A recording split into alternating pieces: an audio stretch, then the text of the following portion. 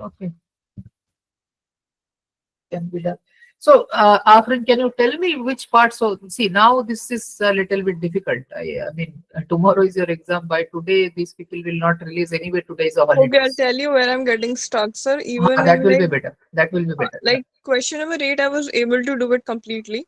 But Okay. question number 9, I was getting stuck. Like I've written the whole code and everything, but still it says incorrect code, Yes, sir. and I'm not able to pass it. I don't understand where I'm going wrong. Okay, fine. So we will see that. We will see that. I have not also tried question 9 personally, but let me just check that out. Anyway, so we'll see that. So regarding the Python DB connectivity part, there is not a lot of, not a lot of changes in the code. I mean, only you have to do some basic Python manipulation. But if there is some trouble with respect to a specific question, we will see that. Okay, so the conceptual part, there is nothing new. That's what I mean. So with respect to each customization in a question, there may be some things which we are not, maybe we are not able to do it properly, but the conceptual part is quite easy. That's why that was the idea that we do not need to publish many sample questions for Python DB connectivity, because 90% of the code remains same. So that's why we did not do that. I remember now, but okay, got it. Maybe we will do some sample questions for the next time, but now it is not possible. And regarding your doubt of question 9, we will go to that. No worries. Uh, okay, fine. So we will start question 8 and then we will see this question 9. What is the trouble? Let us go to question 8 at first. So this is question 9, right?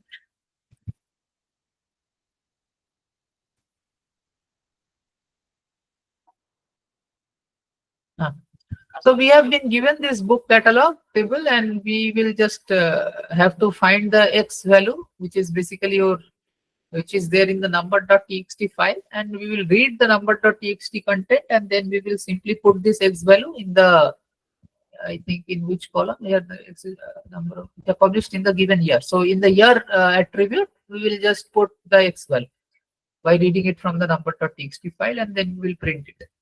By the way, so before putting the x value, we also have been given a function, and we have to put the x over here and then generate the uh, year value and then put it. Just basic manipulations kind of stuff. So let us see. So basically, we will read the value of x, put the value of x into this function, generate the resultant value over here, and then use this resultant value in the year field of the query that we will have to write. Fine. So let us go to the VS Code and see the. So yeah, I have written the question over here. So first of all, these are the packages that you have to import, and this sys and OS is not required for this code which I have written over here, because here, since I am running on the local machine, so I have not used these parameters, right? I have not used these parameters for the sake of easiness. But all you have to do is just change these parameters in place of the connection string, and we will discuss that now. So in place of these parameters, you have to change the ones which are given. That is the only difference. Everything else will be same. But in order to do that, you need to import these two packages, sys and OS. Fine. So these two packages you have to import. Please keep this thing in mind. Import these two packages in the code. If you do not import these two packages, then your code will not work, because you may just copy paste these two things. I'm sorry, not these two things, these things. But then in order to run these things, you see os.environ is there, sys.argv is there. So you have to import the sys and OS packages in your code. You have to write here import sys import OS. I mean, even though you are not directly using anything, I mean, you will not write any code which will use these two things, but you have to import it. Just keep this thing in mind. Just don't, not only do, I mean, please just keep this thing in mind. And while importing psychopg2, you also import these two things. Okay, so anyway, so that's why I've written these two over here. Although these two are not required in this version of the code, because my connection string is different. So the basic part of any SQL connection, PostgreSQL connection with psychopg package is like this. So we will put everything under a try catch block or try except, basically exception handling block, try and except, and connection of the database and everything should be there inside the try and exception except block. So therefore we have put inside a try except block. And as we already said that we will read the value of x from a file number.txt. So like normal Python file handling, we are opening this number.txt file, and since the file is assumed to be in the same directory, we do not have to mention any path or anything. Just write the file name.txt and open it into the read way. I mean, under the reading category. Okay. Otherwise, then again you have to close it and other stuffs are there. So it's better to just use it, open it in the read condition. And we will not ask you to write anything to the file, even if the question, yeah, maybe if the question, most probably the question will not ask you to write anything into any file. If it asks, then maybe you can do accordingly, no problem. See, one important point is, since we will read the value of x from the file, we will put the value, as we see that in the question it was asking what? Of books which are published in a given year. So we will use the value of x inside this year field. So if you see, the year field is a numeric type in the book catalog table. So if I go over here, you see year is int, right? It is giving, I mean, it's a numeric value. So the thing is, when you are, this is very important for you guys to observe that when I am reading something from the file, it will by default always be read in the string format. So this particular f, right? This f, I mean, not f, basically this f dot read, this part, this f dot read, it will read the value written into the number dot text as a string value. But number dot text contains an integral value that is given to you. It will contain an integral value, and we will put that into that function, right? This L3 function. So over here we will put the x and generate the final year value. But f dot read will read the value in the file number.txt, and then it will produce the value as a string. So it will be a string representation of the number inside number.txt. So if I go to number.txt, you see only 10 is written here, and it's an integral numeric 10. But then f dot read will convert it into string.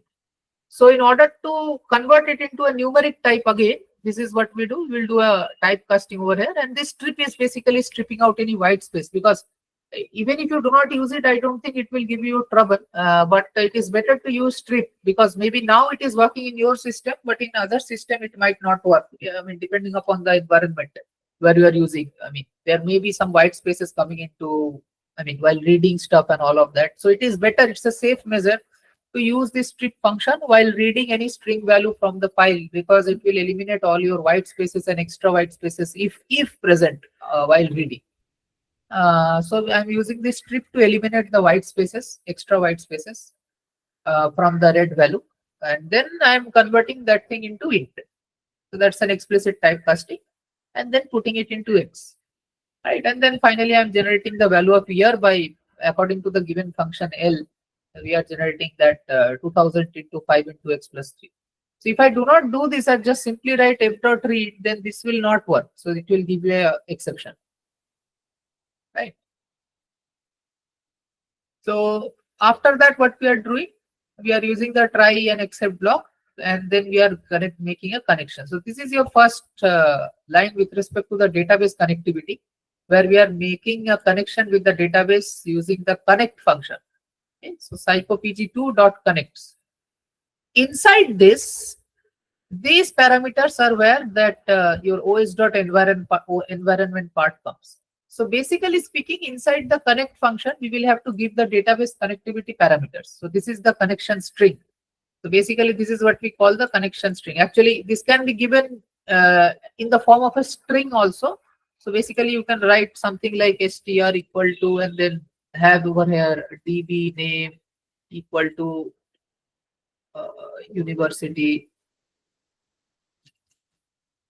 Likewise, dot dot dot comma dot dot dot. You can generate, I mean, keep a string like this, and then simply pass that string into the psychopg2.connect. And you do not have to explicitly mention it in the way we have written.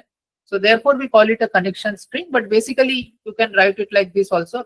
So the first parameter is your database name. Okay, so what is the name of the database to which you want to connect? By the way, there is no specific order in this connection string. Okay, so you can keep the user ahead. So you can change the order of each of these fields. That's not a problem because we are anyway mentioning the name of these fields, so you don't have to memorize the order, or there is no specific order.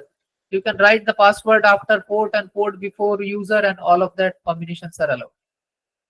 So then we write db name equal to whatever name of the database you have, the username, password, and all the related fields you have to give. So this is the local host. I think you guys are aware of these things now by now, right?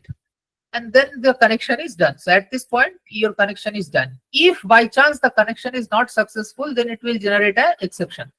Okay, and then that's why we are writing this exception as error, and then we are printing the error. Right. So if by chance this connection does not take place, then we will generate, and then the exception will be generated, and that exception will be handled over here. Okay. But anyways, normally the exception will be, there will be no exception, and the connection will be made.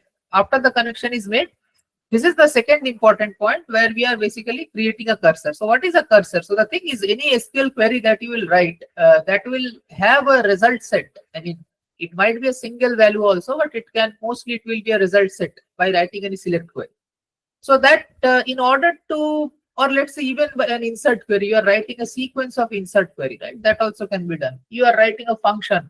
SQL functions we have not done in that much detail, but so you can write procedures, sub procedures, function. There are multiple stuff that you can do.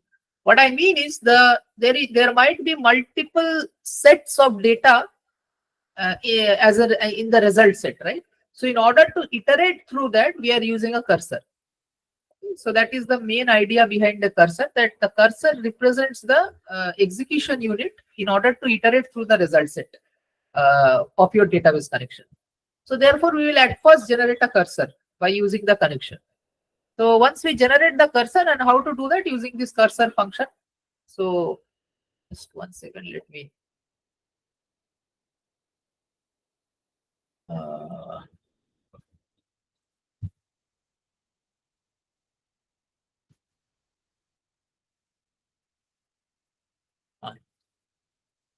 So once you generate the cursor, then you call the execute function. So this execute is basically, here we will mention the query, whatever SQL query that we want to run, we will mention that and we will run it.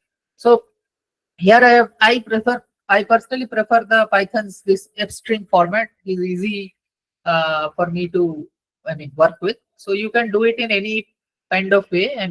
Why we are using this f-string, by the way? Because we need to give this L value that we have generated over here, right? So that we have to use over here using a variable. So in order to do that, we are using the f-string part of Python. You can also do it in, I think that by delimiter, you can also do by using this percentage sign, right?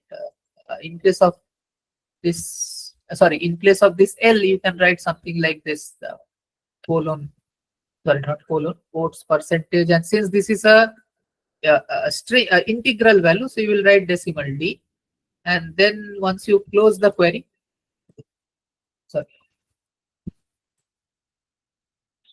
suppose here you have written select dot whatever, the whole thing, then you write here equal to this thing, and then you close this bracket over here, and then over here you write percentage, the name of the variable.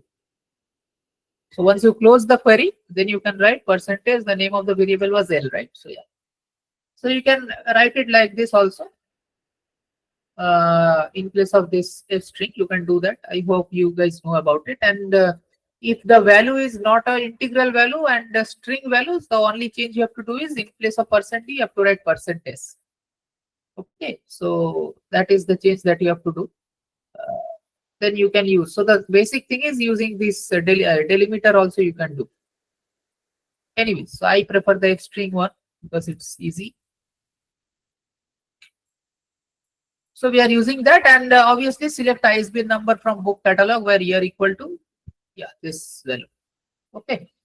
Okay. So now once the query is executed, as I said that the result set of the query, it is actually there in the cursor, but it has to be fetched so that it can be shown to the user in the Python environment.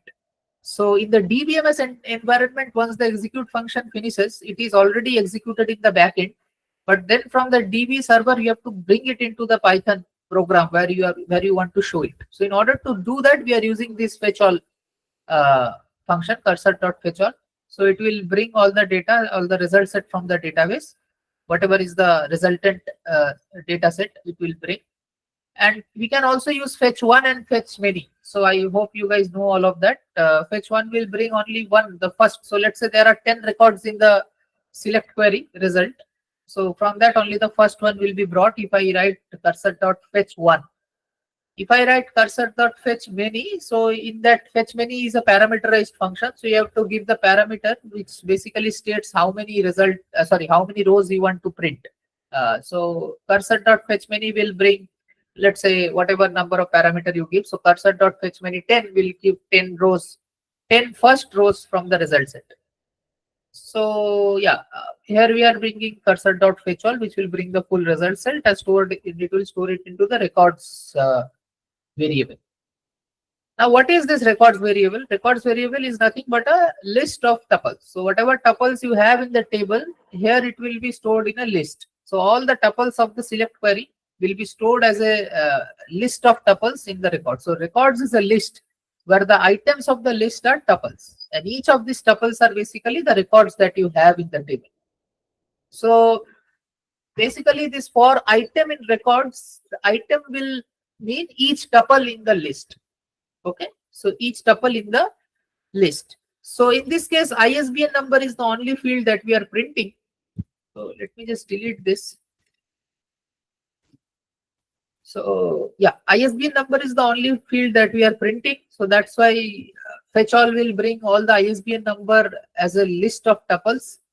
And then we are printing item in records. So each item, so each tuple will be printed. So let us just see what is the format of the. So you see, as I said that basically I am running it on local systems. I just inputted one one particular tuple which will satisfy the condition according to my value. So just to show you guys the result. So therefore, this is the only satisfying result that is being produced. But you see the format how it is produced. It is being produced as a, since only one result set, one tuple was there which satisfies this query. Therefore, only one tuple is brought by the result set.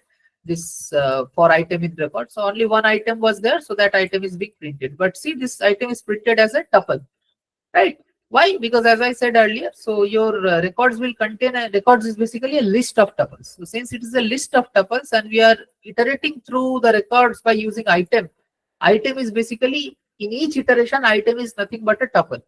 So understand this. Why? Because the way we will ask you to print the answers in the OPP will be not in the form of tuples, basically some particular field or some particular string manipulated way.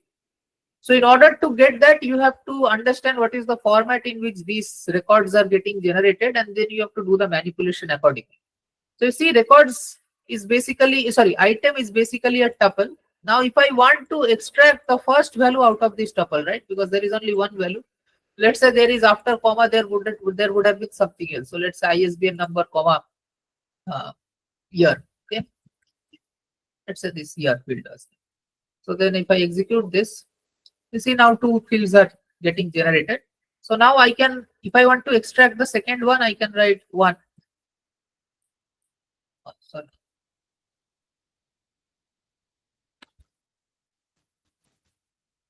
So then it will print the second value, which is 2053. So as you can see over here. Otherwise, if I want the first one, I can write this. Since it is a tuple, I will just write like 0, 1, 2, 3, 4. Likewise, I will execute.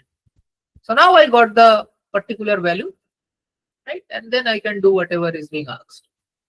So in this question, So yeah. Then in the exam also, we should first see what it is printing, right, and then manipulate the whole code. Yeah. I mean, if you can figure it out by practice, if you understand that, okay, this is wanting this thing, and I'm sure that I can do it in one go very good. But if you feel the code is not running, then it is better to observe the output and then manipulate accordingly. Okay, sir. Also, sir, the result of L The variable L is a number, so why are you using single quotes around it? That is the format. I mean, when you are using F string, right? So you have to, I mean, if that That value, be year value is there, na? So that's why. okay. So, okay, so that was done. Oh, by the way, this commit is not required. Okay, I mean, this is the, I wrote this commit over here because that's the general syntax. So let's say the query is asking you to insert something into the database. Not the query, but I mean the question is asking you to insert or update something in the database. So you are writing a update or insert query, not a select query.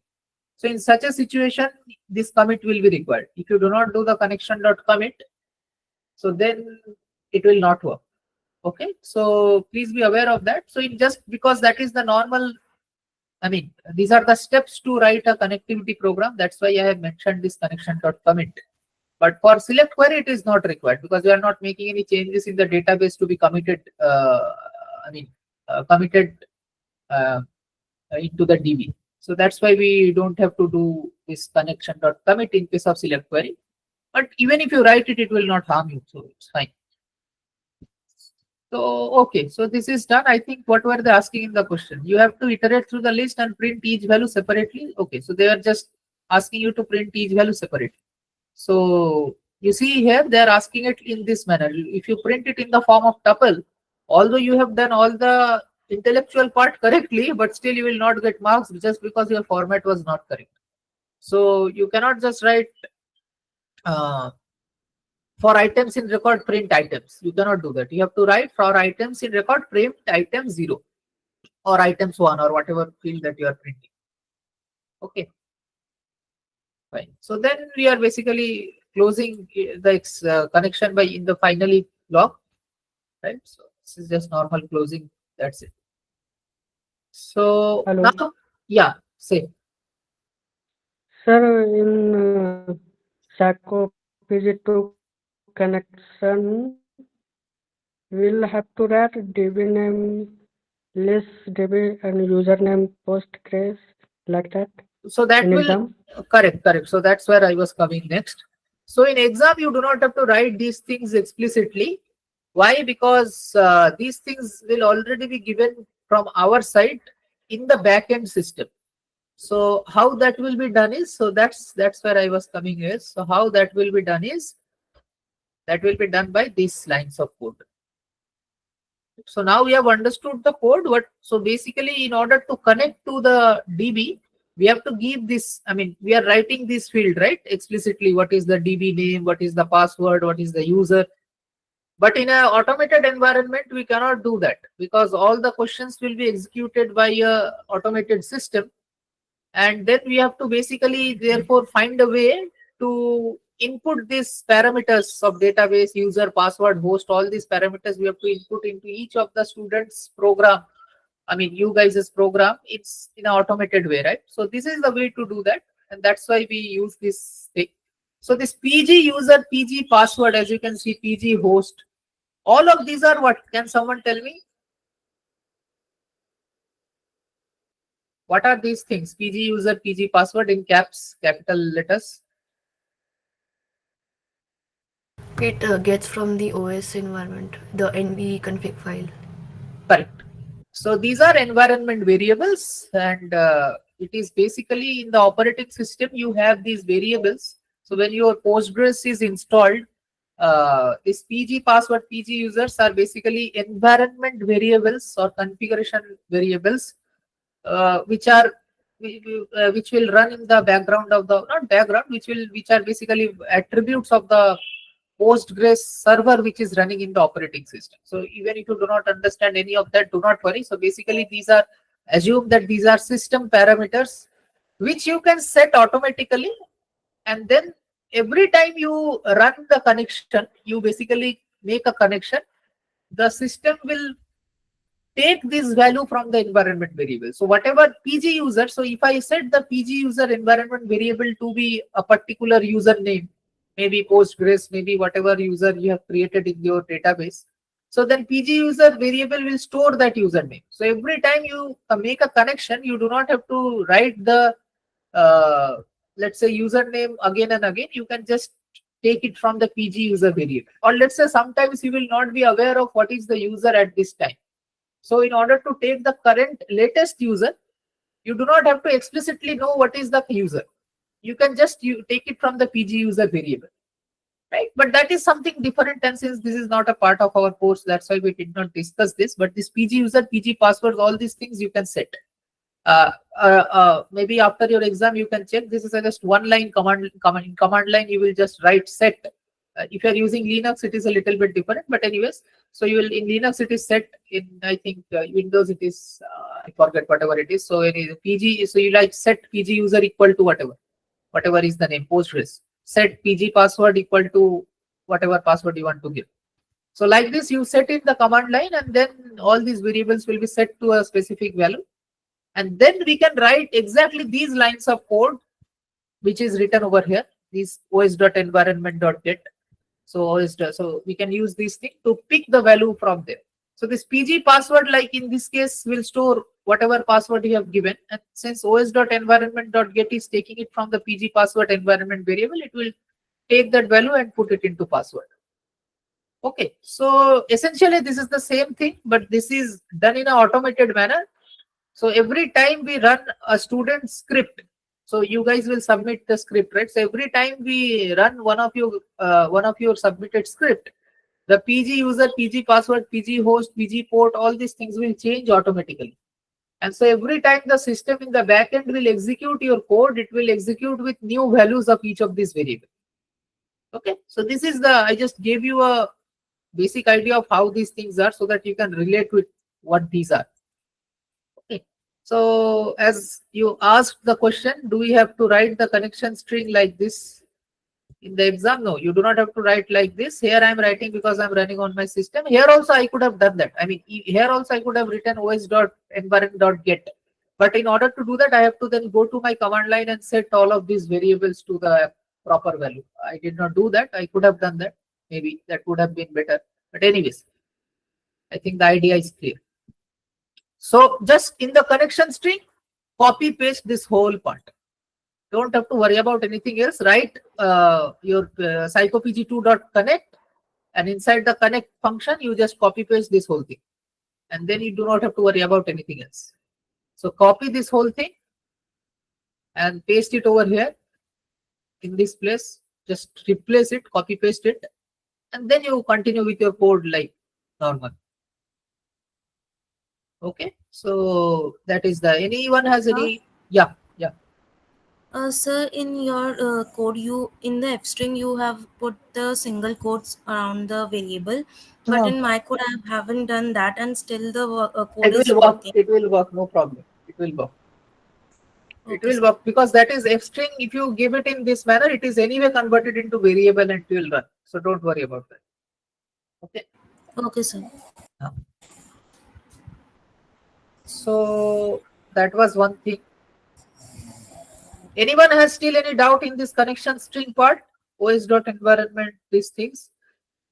Sir, this string will be given in exam. Yeah. Remember? Yeah. No. This is. I mean, so this is your mock OPP, right? So this will, it's like it's given here. There also it will be given. Okay, sir. Okay. And there is also nothing to remember. I mean, when you guys will really code something in your, if you are developing a software or something, so you have to write it. So this is nothing, just os.environment. So these are environment variables I told you. So, and these are something which is related to the operating system, not directly operating system, but basically to that specific program's library files in the operating system. So therefore, anyway, so since this is related to OS, so therefore OS package is required. OS dot, these are environment variables. So therefore environ dot get. So you are getting the value from the variables. So you are basically, because you want to take the value which is stored in the variable. So you are getting. So os.environ.get. And then whatever the name is, PG password, PG user, PG host, PG port, all the field names and the prefix of PG. Because these are Postgres. Even if you have to remember, there is nothing to, I mean, it's not difficult. But do not worry, these will be given. So anyways. Fine. So this was quite easy. Nothing big to do over here in this code. Uh,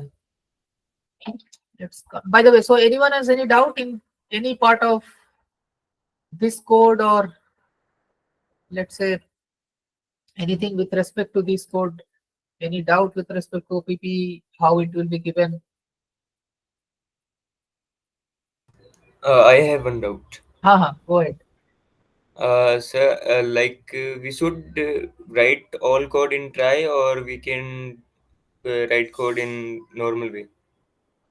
All code means in this case, how? Yeah. Since you written that code in try, no, we Huh. can we can do in normal way, right? You can do it normal way, no problem with that.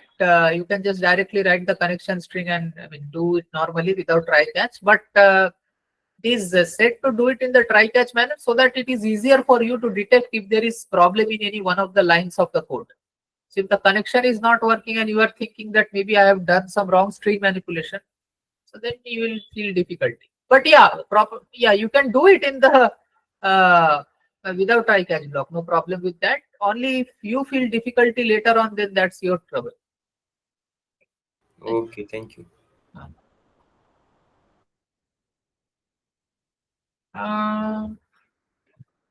Chalo. Anyone else?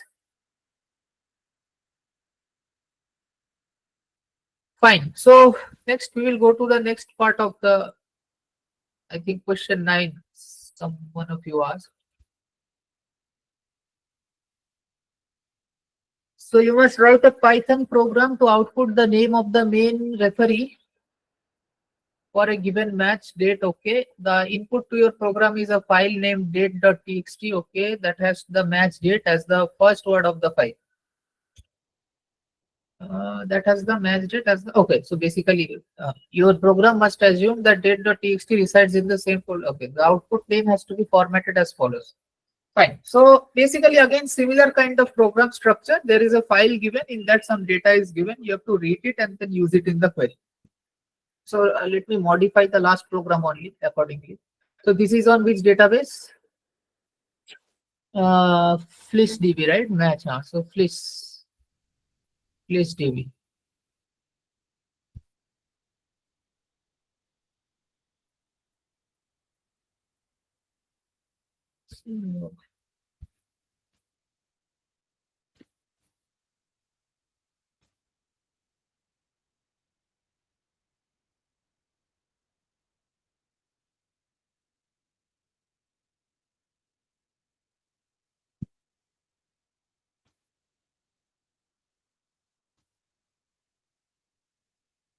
Date, I think I just created. I got the time for that. Date.txt. And so since here it will be a year, let me just check the data type. What do we have to use? The match date, right? So match date is date type. Okay, so date times means basically it is string, so I do not have to worry about convert it into integer, so we can remove these things.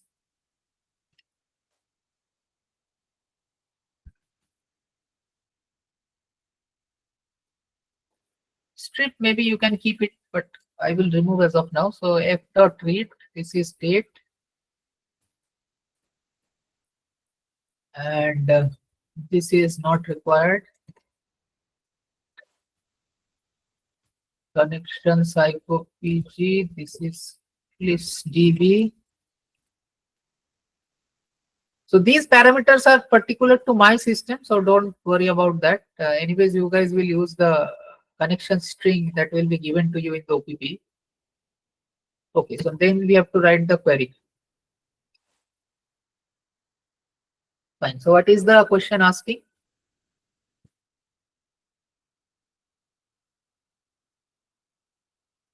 So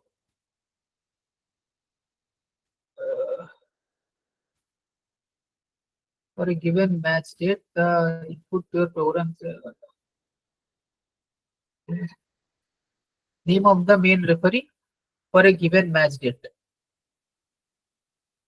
Name of the main referee for a given match date. Okay, so the name of the main referee for a given match date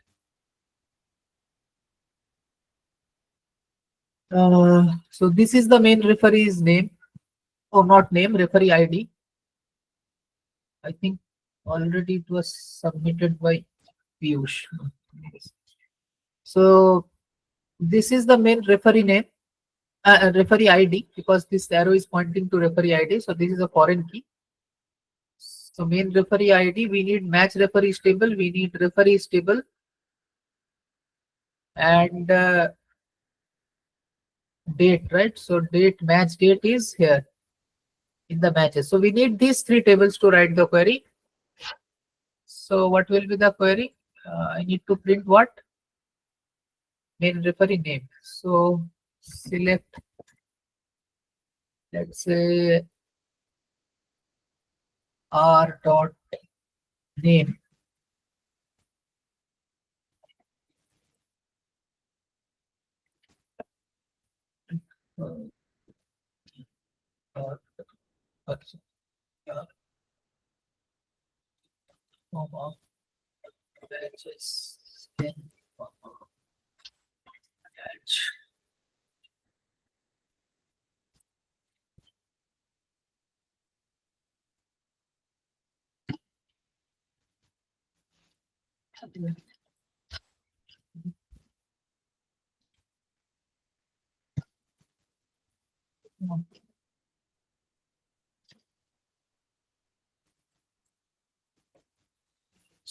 Equal to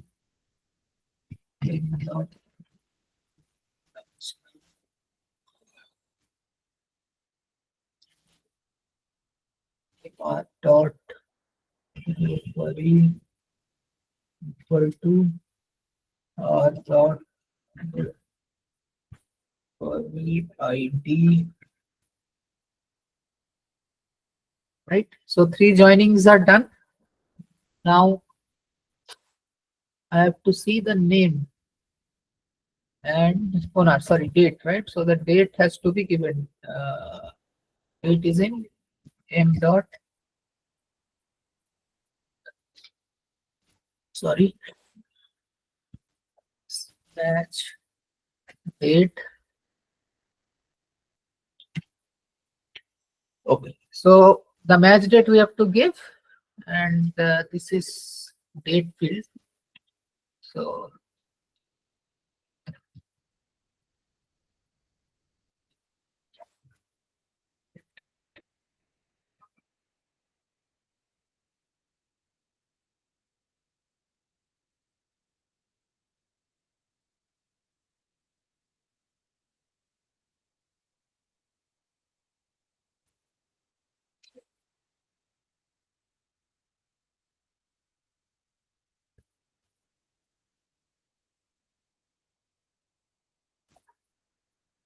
my goodness.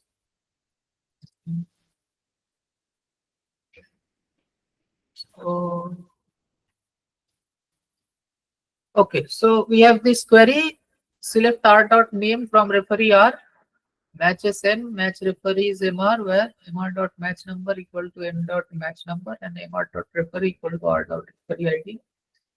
I think there is a space over here.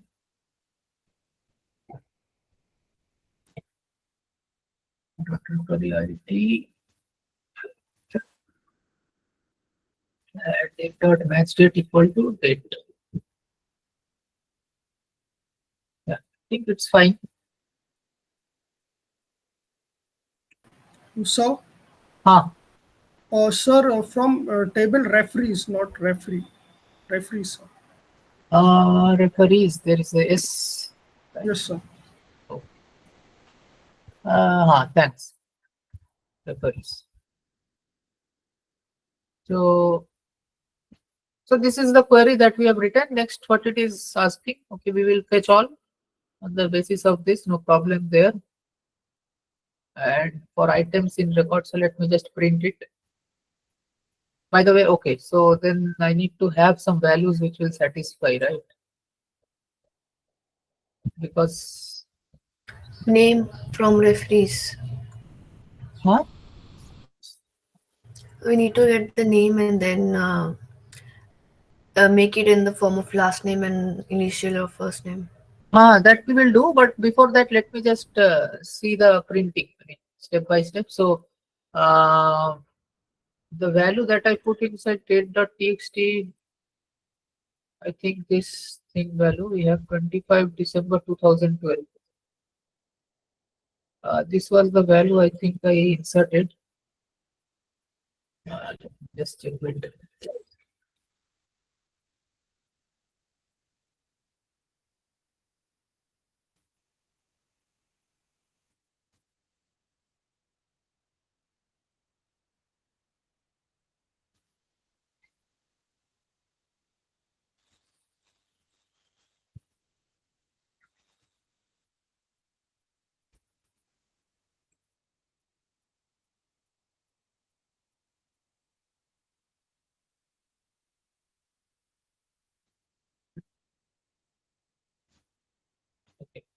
Fine. So I think we have this record according to the, I mean, if I just print the query over here, just a second.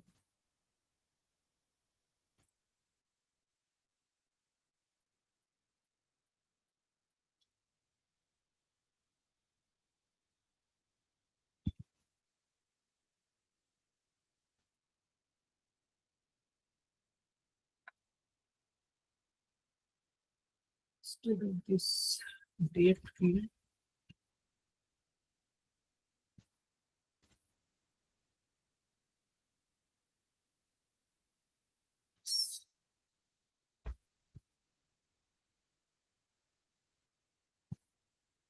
What was the date over there? 2012.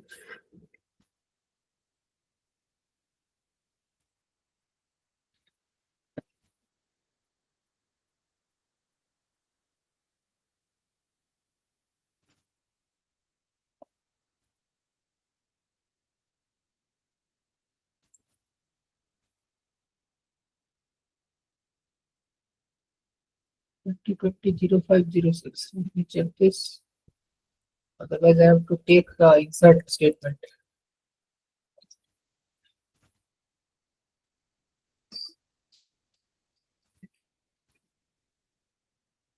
Fine. So we have a record for this date. So let us, for the sake of exam, I mean, just trial purpose, let's have this date over here. I thought of actually having an insert statement and then add the date, I mean, add a value corresponding to that random date, but I think I did not I forgot to do that, but let's take this example only. Fine. So we have now in the database, we have a particular, I mean, with respect to the date.txt, the date that we have given over here, we have a corresponding entry into the table. So all of you do not have to worry about all of this, because in the query, when you will submit, there will be the proper data set will be there. So here I'm just discussing each entry I want to print and show these things. So I'm doing it in VS Code and not on the portal, because I don't like the portal output, and step by step I cannot show. So that's why I have to also have the records in my system accordingly to show the demo. So don't worry about that. This will be much smoother in your exam. Okay, so I will print the item. Let us see the item at first. What item is printing? So you see, this is the result set. Let me just remove all of this. Anyways. So this is the result set. As I said, again, it is printed as a tuple. Okay. The first character, the first item inside the tuple is the name, right? And but now we have to modify the, I mean, string manipulation has to be done. So how to what is being asked in the string manipulation part? So basically, we have to print it like first, I think Louis, the last name will be given, followed by a space, then the initials of the name from start to last. I mean, except the last name. So whatever are the other names from starting to the starting name, middle name, if there are some other names as well. So those all of the for starting letter of each of these subparts of the name. So that will be basically T, and then followed by a dot, a space, then with capital J, followed by a dot. Yeah, you want to say something? Okay. So this is the way we have to print the name. So how will we do that? So the first thing is, see, you have this name. First of all, let us just print it in this form so that I can get the names. Let us just have this item 0. So now you have this Tony Joseph Lewis properly. Okay. And then what we can do is, first of all, we can split it in terms of spaces, right? I think I have written a code earlier also few days ago, but anyways, so we can split this on the basis of spaces. We can do that. So let me just do it in the form of another function over here. I have already written.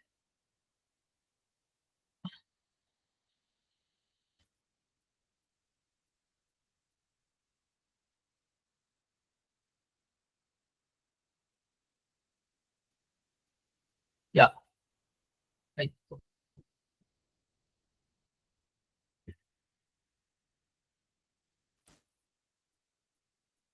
Yeah, so here we have written the anyway, so we'll come to that later. So first of all, what we are trying to do here is, see, one point is there can be multiple parts in the name. It's not that it will always be 3. So I think in the problem statement it is given, I think, as 3. I mean, this Asit Kumar Sharkar, these are 3 subparts of the name. Another Kennedy Sapam is another name. So there are 2 parts. So there may be 4 parts, 5 parts names. Okay, so you have to write the code accordingly, keeping that thing in mind. Okay, and if there is a single word in the name only, then that single word has to be printed completely. Okay, but if that information is not given here, then do not worry about that. But please be aware that according to the information given over here, we can have multiple subparts in the name. So what we will do now is, we will at first have to break this name Tony Joseph Lewis on the basis of spaces. So how to do that? We can use the split function, right? So once you split this name, so let me just do it over here. If I write the result, right? Print. What we are trying to do now is this item 0. We are passing it into a function, whatever the format name function. Okay. Yeah. So this format name function, and inside the format name function, maybe we will print it. Right. So that should be fine. So we will have this format name function, and let us go to the definition. I think I wrote, yeah, format name function. So at first we are taking the parameter over here, right? Full name. And then we are break, as I said, we can, here you can use strip for the safety purpose. Maybe if you do not use strip also, that will also be fine. I don't think there will be trouble with it. So yeah, for sake of simplicity, full name dot split, you are splitting on the basis of spaces. So parts will basically contain each part of the name as a separate entry in a list. So if I print parts, so as you can see over here, I have already printed parts. So where did I print? Yeah, here. Just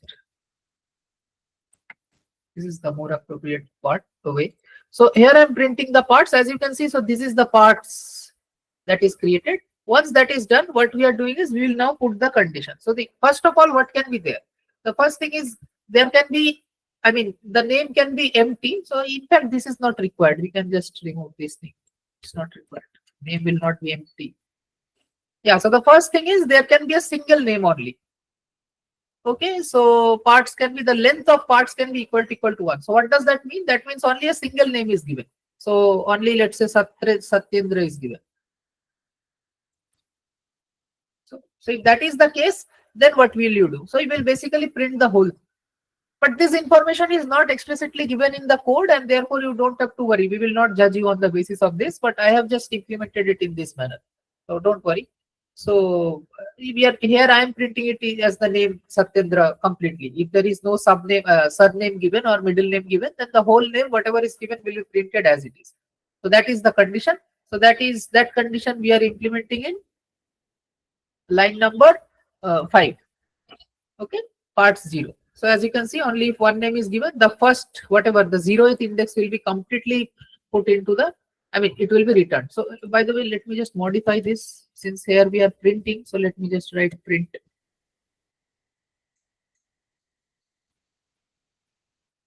parts 0. Okay. Otherwise, so that is something we have added. If you are uncomfortable with this because this information is not given, so you can also comment it out. Okay, don't worry. But I prefer to do it in this manner. So the next thing is, otherwise what we will do when there are multiple parts in the name. Okay, so in such a situation, let me just change it. What we will do is we have to first take the last part, right? The surname has to be printed at first. So we are taking that parts -1. It will take the last part and put into the last variable. And then we are basically formatting the string. So this line is very, I mean, simple line. What we are doing over here is we have running a for loop on the parts list. You can, you know what, how this works, right? So basically it will take all the element of parts from 0 to last -1. So not the, except the last one, it will take all the elements inside the parts list from the starting till the penultimate, I mean before the last one. So normal list slicing, list manipulation. So, and then I'm iterating on that using this name variable. And what if I write this only name, what will this represent? This will represent each of the name that we have in the parts list, right? So first iteration of this loop will contain Satyendra. The second iteration of this loop name will contain Nath. And in the third iteration of this iteration, third iteration will not be done because Bose is the last one and I will not consider the last one. So Satyendra and Nath are the two result values of name variable in the two iterations of this loop. But I do not want Satyendra and Nath completely. I want only the first letter of each of these names, right? So therefore, since in each iteration I have Satyendra in the name variable and then Nath in the name variable, and I want to take the first character, therefore I am taking the 0th index value. Okay. So I'm taking that value, 0th index value, and then concatenating it with a dot, because that is what is being asked in the question. You have to put a dot after the first letter of the name. So therefore I'm adding a dot over here, simple string concatenation. So name 0 plus dot for, and we have this loop, and by using this list generation technique, you guys must be familiar with these kind of statements in Python, and then we are basically creating a list. Okay, so now initials, if I print these initials, you will see that it will contain what? S dot N dot, right? So let me just,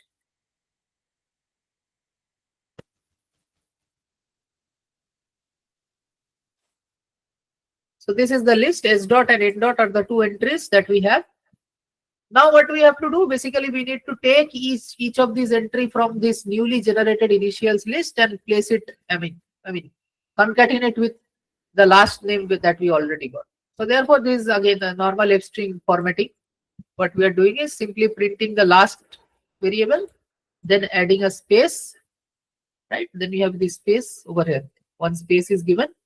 So first last name given by a space, and then what I am doing, I'm just simply adding this field, right? Dot join means what? You are basically again kind of joining the each elements of the list initials. You are joining that one by one with a space in between. So this is what we are basically joining it with a space in between. So this join function of list is there. You can also do it by using iterating over a loop. I also initially did it by iterating over a loop. Then I searched on the web and found a good function, join. But obviously in exam you cannot do that. So don't worry. You can also just simply write a for loop on initials and then take the each element of the for loop and make a string by doing constant summation, right? Normal concatenation. So for item in initials, you can write according to that. For item in initials, take a string variable outside the for loop and then write str equal to str plus equal to item, and maybe a space. So something like what I mean is for I in initials str equal to blank, or not blank, actually we can have the last name, right? So last plus Actually, I don't need any space as of now. Okay, but let us keep it. So space. So having these spaces where to add, where not to add, these things you can just print 2-3 times and check. I mean, if it is according to the format that is being asked in the question.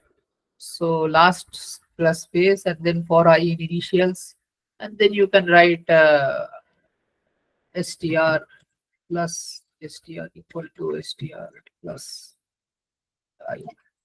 And I have to add one space for it, right? Let me just remove this thing now.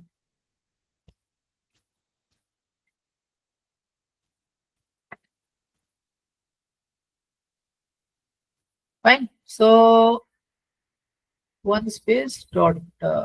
Yeah, I think that's fine. So yeah, so this is what I was saying. You can do it like this also. That also is fine. But I found this join function a little bit of fancy thing. Don't worry. So this thing, line 9, 10, 11 basically does what line 12 does in a single line. So you can write it in the simple 9, 10, 11 way also. Don't worry.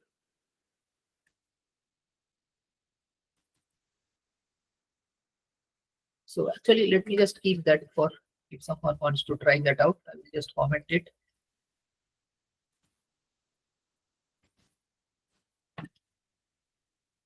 Okay, so I'm joining that and therefore it is being created.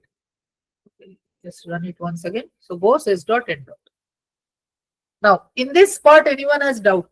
This is normal Python, but let us still address if any one of you have any doubt.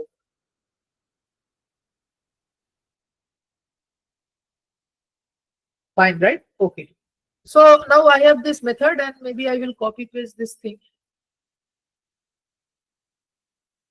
Oh, not return, I'm printing, correct. So let me just remove all of this.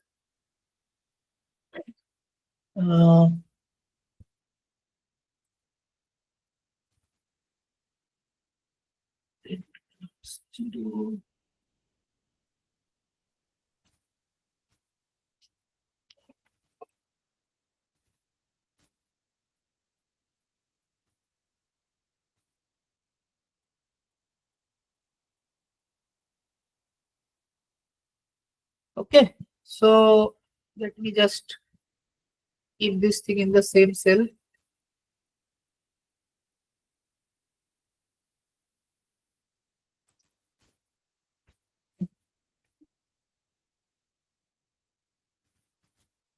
Format them, commit. Date had this. So you see Louis T dot J dot is coming as a result of this code, and let me just check in this Louis T dot J dot. As you can see, here it's working, right? Any doubt? Anyone? So by the way, if you guys are too silent that I get scared, the reason for that is last day this happened. I don't know how many of you were there in the last session. I continued teaching till 11:10 and I saw that in the middle due to some internet disconnectivity issue, the connection was lost. And I was not aware of that. I was going on teaching. And then at 11:10 or 11:20 after teaching for 40 to 50 minutes extra, I mean, there was no one. The connection got lost. So I am a little bit worried if you guys are too silent because I won't know whether somehow some malfunction happened and I got disconnected or not. Connection is there. Yeah, fine. So this is fine now. Yeah, ask anyone has any doubt in this as of now.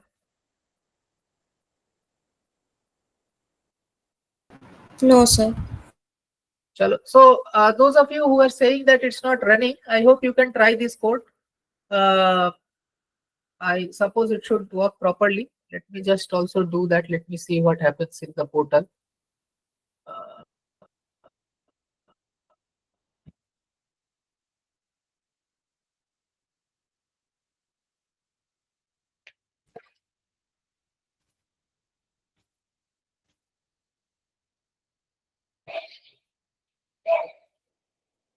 I hope this copy pasting does not create any indentation issue.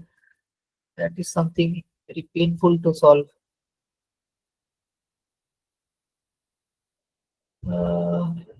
Okay, I think till this much.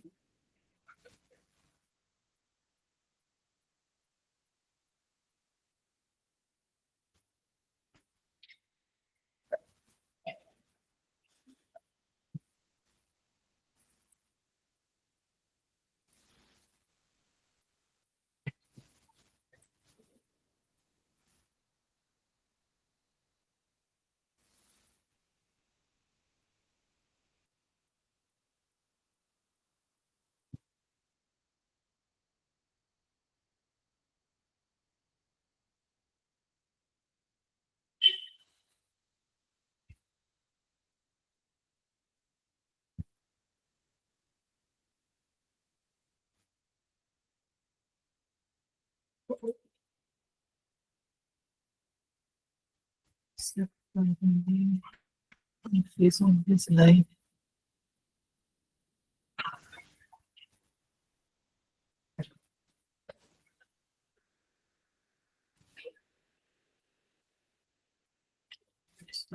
So we have to change the connection string part over here.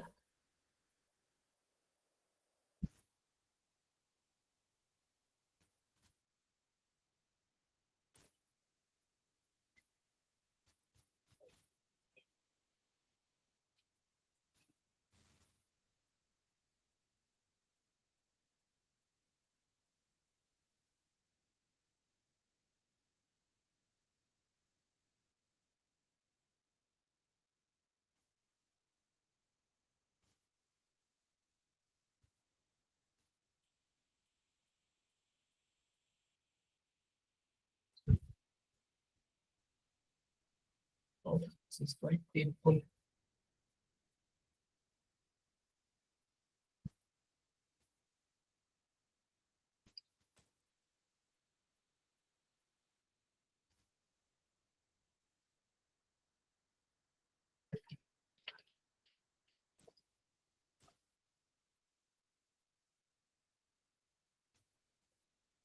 Comma.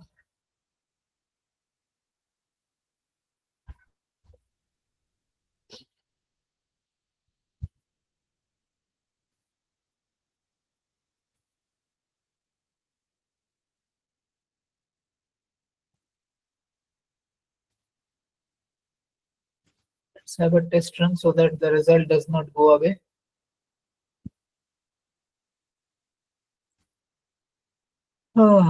Question.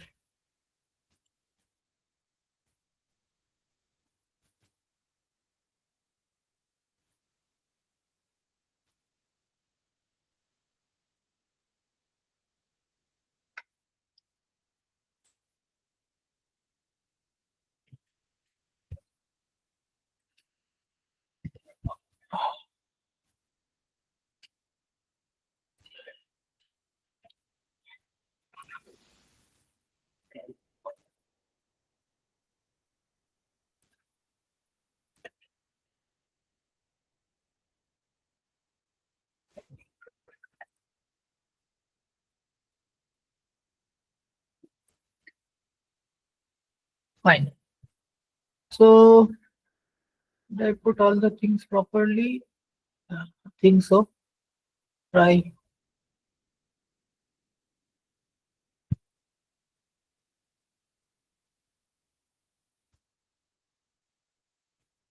Yeah. Hopefully things look fine. Indentation issue, I don't know. Let us see if it gives any.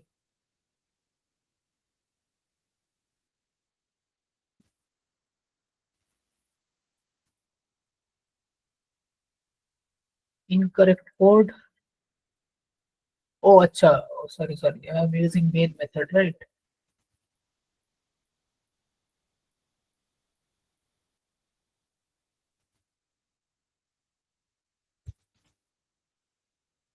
I think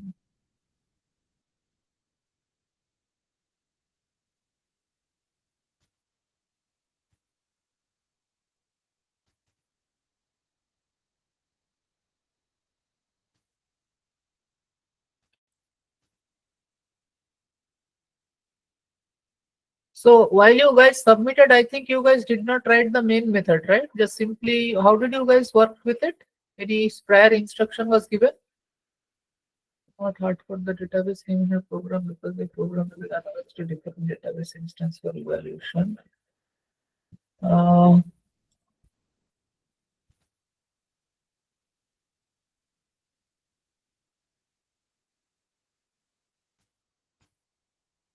What was it telling? Incorrect code.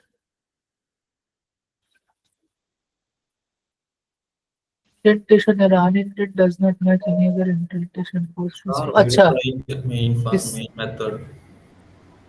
We Huh, didn't sorry? use that main method. We don't write main method. Let Sir, me delete just check. that It should not create any trouble even if I use main method. Let me just check. Otherwise, we will delete it. Let me just indent it properly. Let us see what happens. This is very painful. As I said, now how many spaces are here? No spaces such.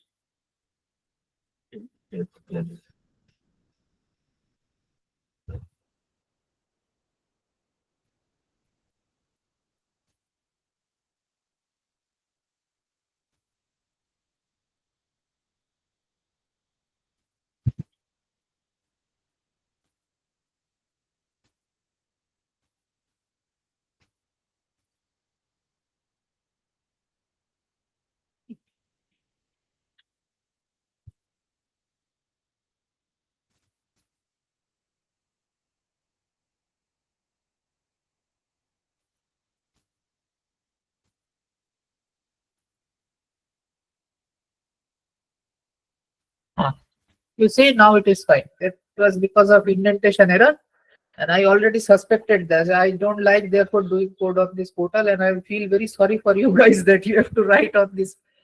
I mean, this we told a lot to the backend people to work with it. Even I tried some part of the code. I mean, this evaluation script and all of those things. I wrote all those things. So the thing is, they did not update it properly, the front end. So I'm sorry for that. It's very difficult to write on the portal. So anyway, so as you can see over here, coming back to our code, it is working properly. So I think Afrin was asking or someone else was asking. I am sorry for I forgot your name. So you can check where your code was missing. Yes, sir. I found out where I was going wrong. I forgot the space. Acha. Oh yeah, so Yeah. that's why I said, right, always print and check what is happening. Print it multiple times because this string formatting is very painful in that way. If you have done everything correctly, there is one space difference, you will not get marks. So print, thinking a lot, just print every time and check. That is a good practice that I prefer. Don't think a lot, just print and check what is the situation. Again, make a change, again print. Every change you make a print and check. Yes, sir. I'll do that. Thank you. Yeah. So anyone has any doubt in this question? Sir, a question I have tested in chat. Please look at that.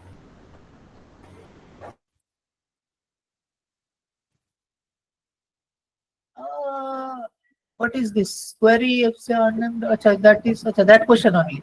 It's not mine. Yes, sir. I have also doubt in this question. Which question? I mean, there are many things in the chat. Just a second. Sir, I think they it made is this from the cipher one.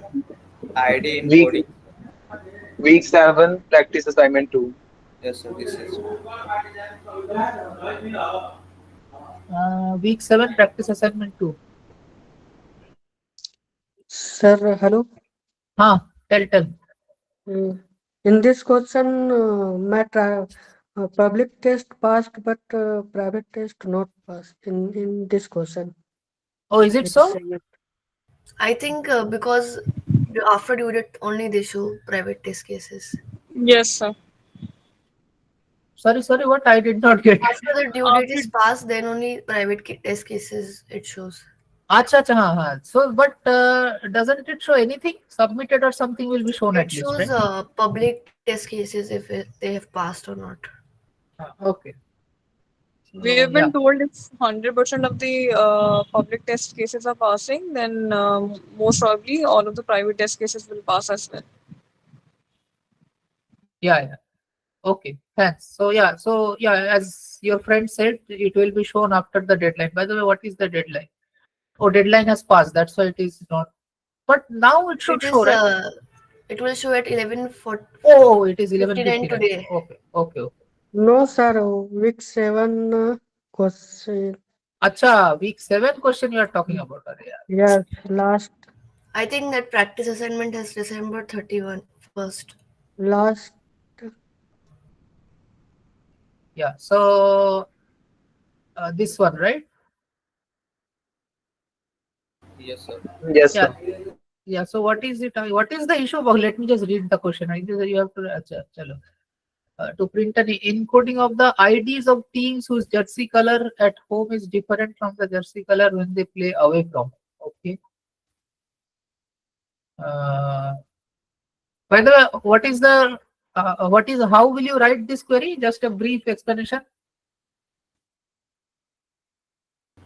From team's table, sir, it's given there that their jersey colors from home or away. So we have Okay. to write. We have to write or type where it is different. So how? I mean, are there two different? Let me just check the schema. It is for which place, right? We have to check that jersey home color is not equal to jersey away color and order by team ID ascending. Just a second.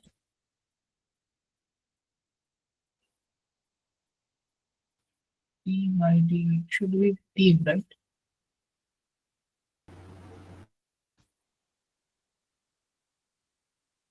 Oh, there are two different rows. Okay, fine. Okay. I thought that there is. I mean, you have to figure it out from the match whether it is a home match or a away match. On the basis of that, you have to come back and see what is the color. That's why I thought that you have to do it using छत्ती Intel. छत्ती गैया छत्ते छत्ते ग्वाल Okay, unmute कर ले. छत्ती छत्ती. My goodness. Hey, Siddharth, mute yourself. Huh? I'm so sorry, sir. It's fine, no problem. There was a Gosala Gadi which came, so I started singing.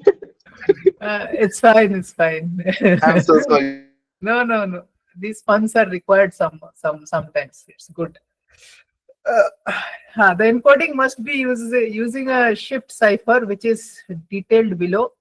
An alphabet is mapped to another alphabet as follows for a given alphabet. Acha, we position A at 1, B at 2. Acha, then the encoding of alpha is the alphabet at the position plus 7. Acha, okay. Mod 26, obviously. For example, it means that in the position at which occurs with alphabet, which is 13. Okay, then the encoding of the alphabet mod 13 plus 7 mod 20, which is T. Okay. Basically 7 times you are shifting the character. Okay, for each digit beta,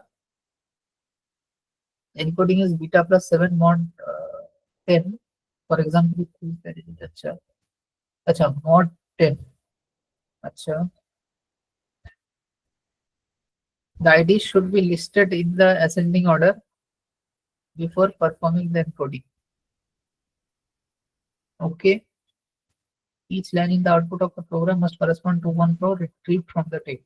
Okay. We'll write a banana.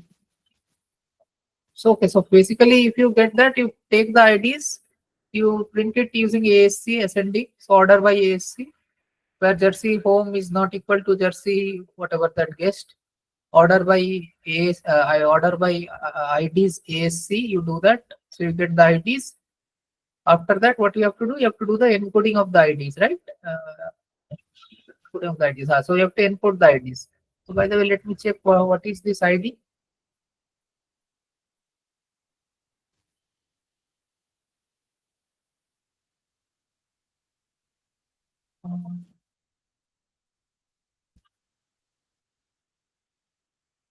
So this is what ID. ID, right? So E001234. Okay.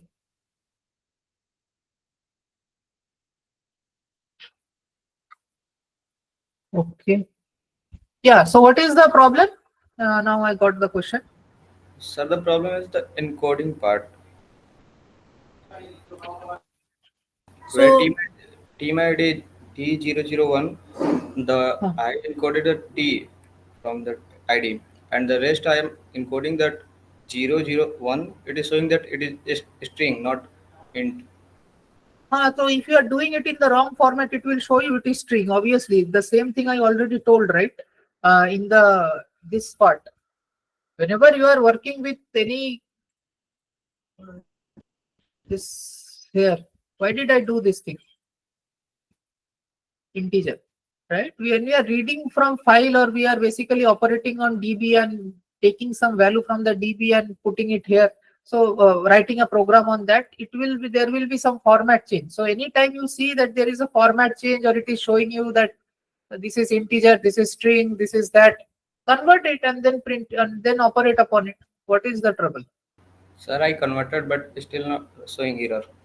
str, it should be int, not arrays. It should be str, not int. Then you are doing something, some problem is there, I mean, in your code, because this is simple. Just take the ID. ID is what? I think it is string, right? So once you take the ID, convert it into, strip it down, take the first character. Since it is anyway it will anyway be a character. So just simply shift it and get the M. Then you have 0001 or 0002. Take each one, convert it into number, and then you simply just, do that and do the shifting by +7 mod 10. So And then may I show my code? just a second. So then you concatenate that again back into a string. So I don't think there should be any trouble. Yeah, you can show. I think it is practice assignment, right? So you can show, I think. No problem.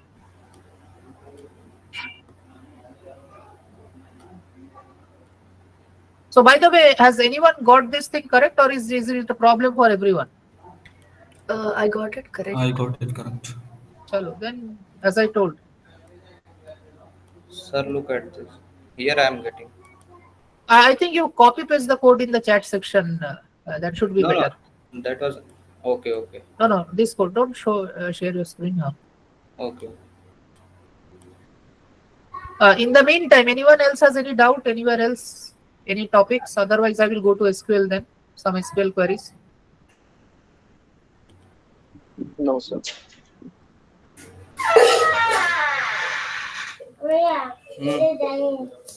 ले जा.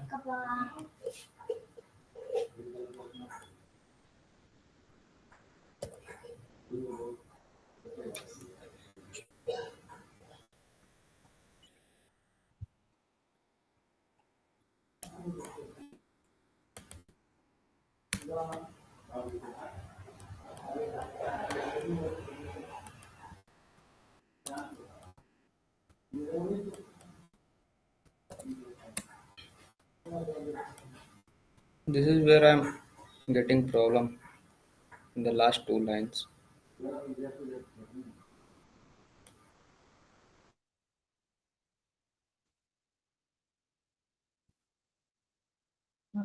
Wait. Current fetch all for item in result. Print item new. Shift letter. So you are doing it. 00 means the P letter, right? Yes, sir. Because print item is showing a list. Not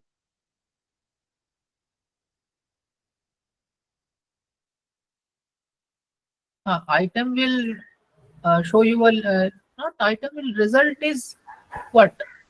Your No. list. He's List getting of- the first list of letter. team IDs. No Yeah, so team then list. yeah, so then you write item 0, then you will get the first ID. So we Yes. have to do it on item 0's first letter means character. Okay, T. For I in item 0 from 1 to last you are going. I mean that is the number part. Okay, but then again it is string. You cannot do this thing. I mean, yeah, you can do it, but it will be you are adding a string value to a integral value. You are trying to do an integer summation. Basically, this will do a string summation. So what here I have to do? What is this item 0, 1 to 8? This is basically for your integral part, right? That 0, 0, 1, 1, 0, 0, 1, that part, right? So you have to take each character one by one and convert it into integer, then do the modulus operation plus shifting operation. one by one. Take one thing, 0 or 1 or whatever. Take one by one, convert it into integral part, because now it is still a string. So convert it into an integral part, numerical part, integer. Add after that this plus 7 mod 10. Do after, after converting into integer, do that. And then you, at the end, out of the loop, when you are basically concatenating the string again, then you convert it into string back, str, and then you add it. Then it will be fine. Okay, sir. Okay. Thanks. Fine. So now we will go, I think, Python DB connectivity part. Yeah, basically this thing. As you can see here, that at first we have to convert it into int, right? And then you do the addition plus 7, and then again convert it back to string later when you basically put the ID back into the database. Because basically your type is a string type. So at the end, while putting, you have to convert it into string.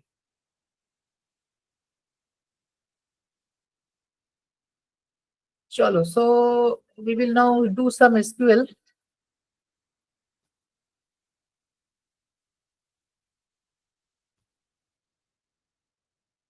Which database? Which database? Let me just.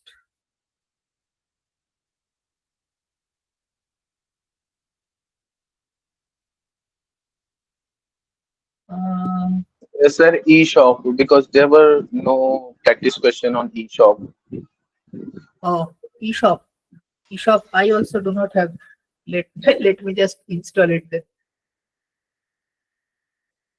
Anyway, so I think I want to at first discuss some correlated and all those. I will come to eShop. Okay, don't worry. I want to discuss some concept at first.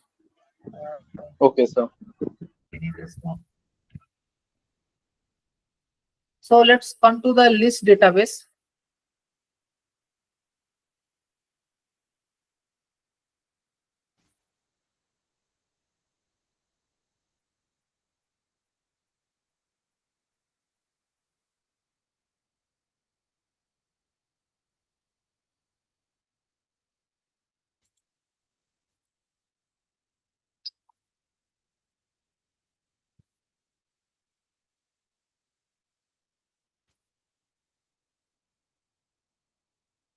Okay, so the question is that you have to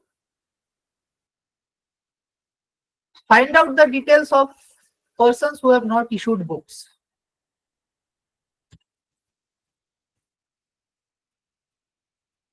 Students.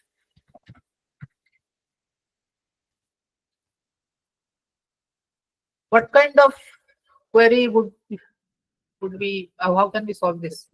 Basically, these queries are basically, I think, already given to you guys for practice.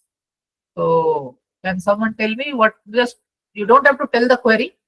Just tell me that what kind of operations or what keywords would be needed to write this query. Join, not in. Join, not in. Okay, so let us find details of students who have not issued any books. So how can you, because let's come over here. Let's see what are the tables over here. So as you can see on the left hand side, these are the tables that we have. And let us go to the students table. What are the fields? I come to the column name. So there is nothing like that. So if I come to books, copies, book issues, right? Okay. Member number, accession number, and date of DOI, whatever. So date of issue, I think. So member number is there.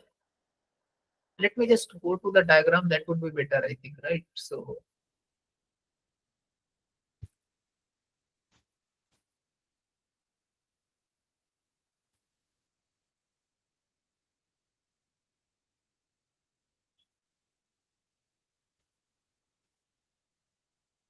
where is that thing? Sources thing.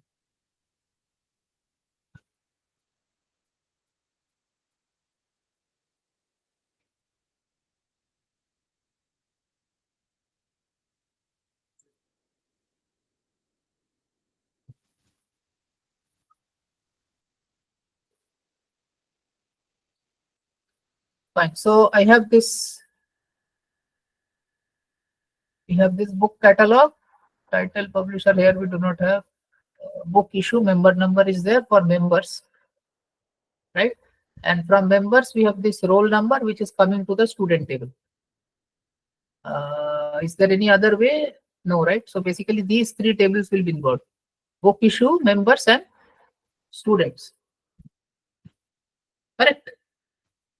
So I want to find the details of the students who have not issued any books. So that means in the members table, under the roll number column, in the members table, right, in this roll number column, I will not have any entry for, if I do not have any entry for a particular student, so then I can say that that student is the one I am searching. So basically, I don't think we need book issue.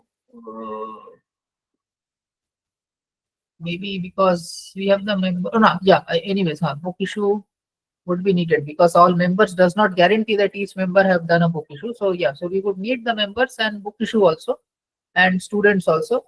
So we are trying to find out all the students whose names will not be there in the roll number field of the members table, but yeah, so yeah, that is the thing. We do not have a, and but there will there will be no tuple joining the member number and the roll number in the book issue and the members table for a student. So that kind of student I'm trying to find. So how to do that?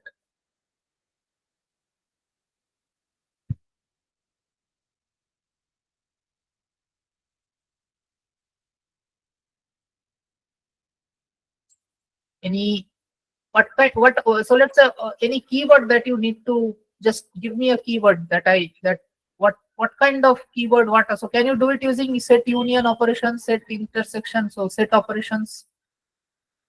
What do you think? Yes.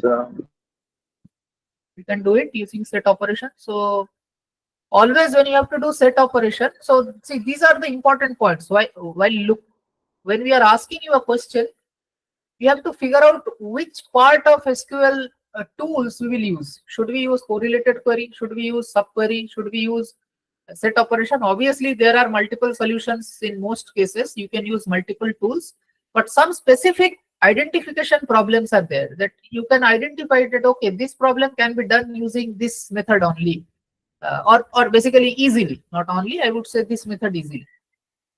So whenever you see that all or none, these kind of features are there in the question, that give me the details of all persons or all students who have not done this or who have done this or whatever. So whenever this all things come, so they have, so here what is the thing? Here it is asking you that give me the details of students or give me the details of members who have not issued any books.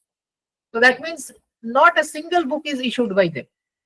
Or I could have just asked the opposite thing, that give me the details of the members who have issued all the books. So whenever these kind of things happen, when all the books or none of the books, all the games, none of the games, I mean, they have participated in all games, they have participated in none of the games.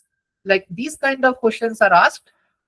At first, the first thing that should click in your head is we can do it using, most of the time, correlated query using the exist, not exist, that kind of construct, the division operator. Right? Not, maybe it will not always work as a division operator, but it kind of will go into the correlated subquery domain. Does that make sense? I mean, identifying this part is very important because yeah, so you have to figure out that which tool I want to use. So why I am saying this again, if you are being asked that all or none or these kind of words are there in the question, which is asking you the associativity of the item with all of the event or none of the event. So here the items are members and the event is issuing a book. So if all the event or none of the event, this kind of question is asked, then you, at first thing is you should think in terms of using this correlated subquery using exist or not exist, those constructs. Does that make sense?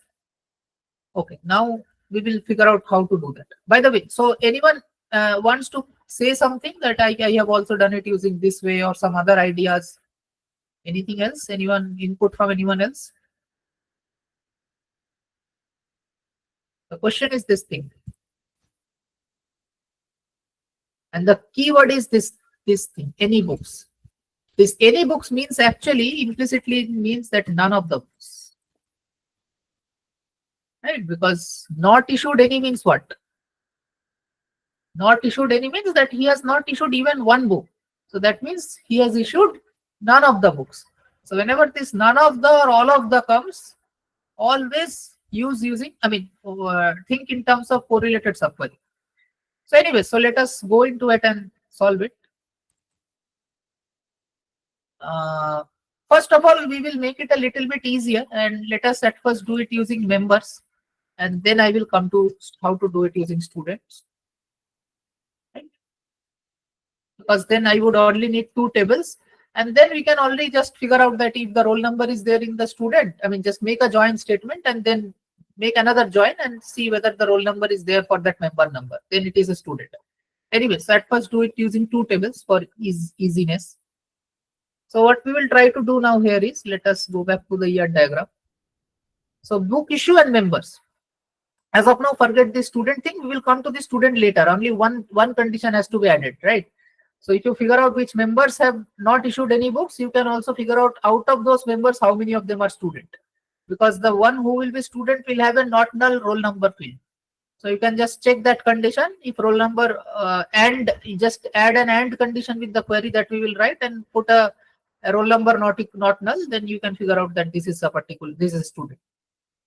But okay, we will come to that later. As of now, see, we are considering these two tables, members and book issue. Fine. So I want all the member number for whom there will be no member number in the book issue table. That is the thing that I have to do. I want to find all the member number in the members table for whom there will be no member number in any record of the book issue table. Fine. So obviously you can understand that not exist construct will be used over here. So let us do that. So how will we do that? Anyone wants to say something? So let us proceed. Select star. Not exist in book issue table. Yeah, that's it. Simple. That's what I was saying. Simply you have to check that it is not in the book issue table. So select star from members, right, where not exist. Not exist where? So there we will write select star from issue where members. So now this is important. See, the thing is, can I write this book issue where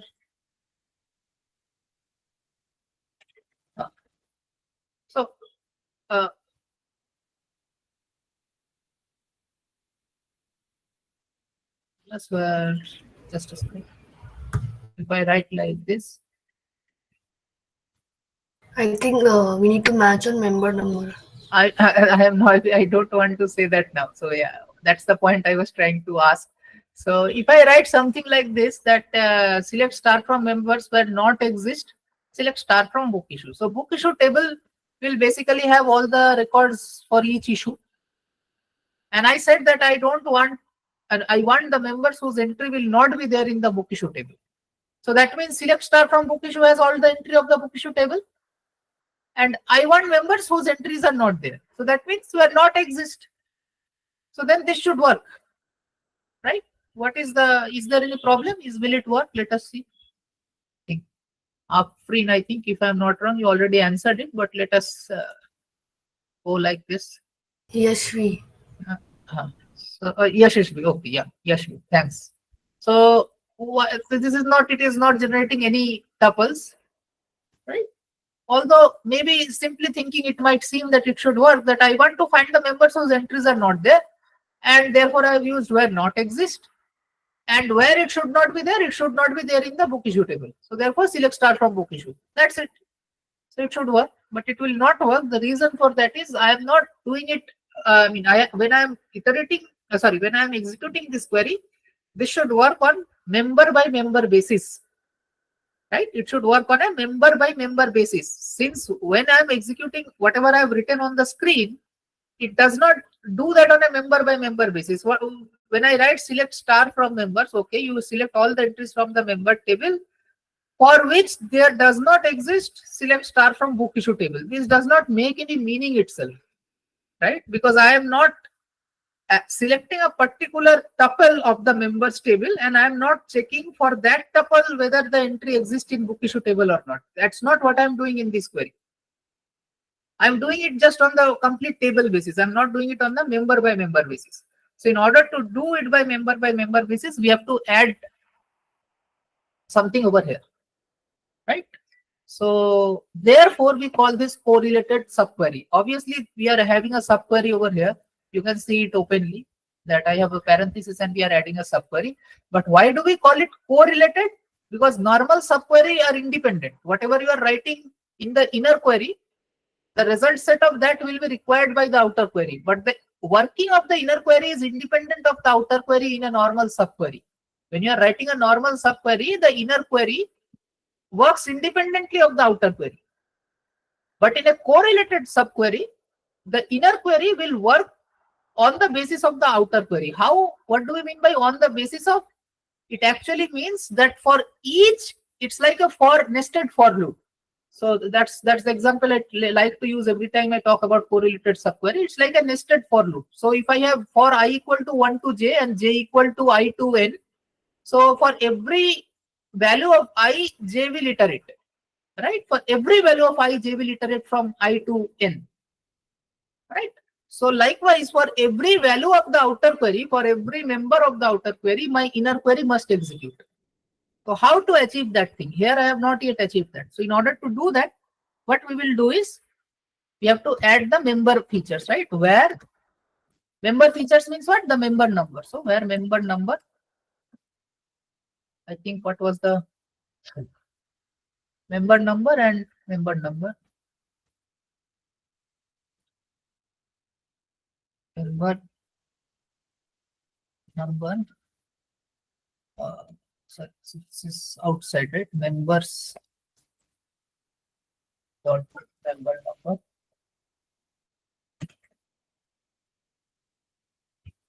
equal to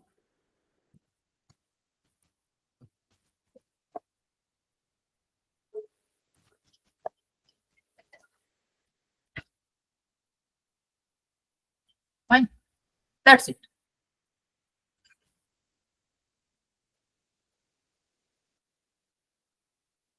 So now you have this record, right? So where it is showing that who are the members who have not issued any books. But if you want to now have the student feature, you can just have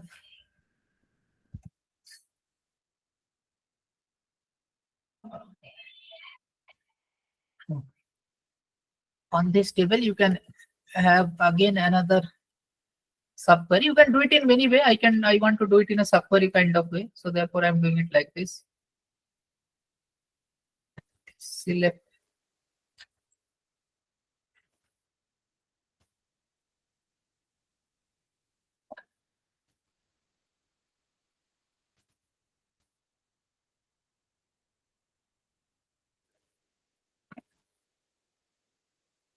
Can I do it like this? Can I have a nested subquery in the form of a table under the from clause?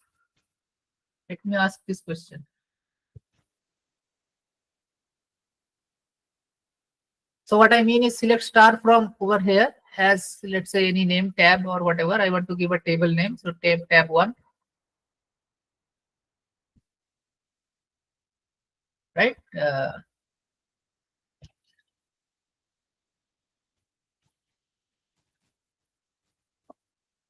Sorry, not member number, member type. Oh, not member type, member class.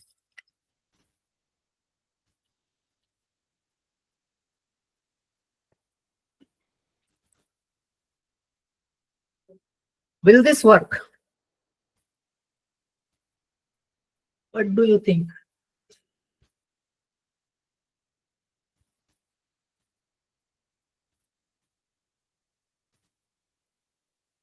No idea? Anyone? And okay, if you are not sure, then can you suggest that in what other way, whether it will work or not work, you can tell. That is question one. Question two is, if it does not work, then is there any other way of solving this kind of query where we want to have a table, and on that temporarily in the query itself, I want to create a table, and in an intermediate stage, and on that intermediate stage table, I want to perform some query again. So what is the clause of doing that?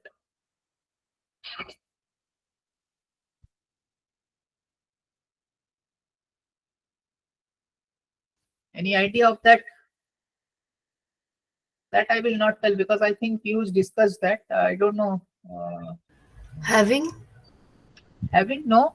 Having, having you can do. Having is basically creating a table. You are correct, but then it is only doing that on the basis of group by. So you cannot do having without group by, right? Because having is basically once you do grouping, on the basis of your grouping, a new table will be created. And on that, if you put some condition, that can be done using having, because there we cannot use where clause. So therefore we are using having clause. But that is not a table that I am customizing. That is basically created because of the grouping action. So there is some that, in fact, the one I'm talking about will be very essential for with respect to your SQL coding or SQL query writing, even in OPP and outside also. Because there might be situations where you want to create a intermediate table, and on that table you want to write the rest part of the query. So that is done using the with clause. Okay, so if you remember the with clause, I think let me just check, do I have a with clause question?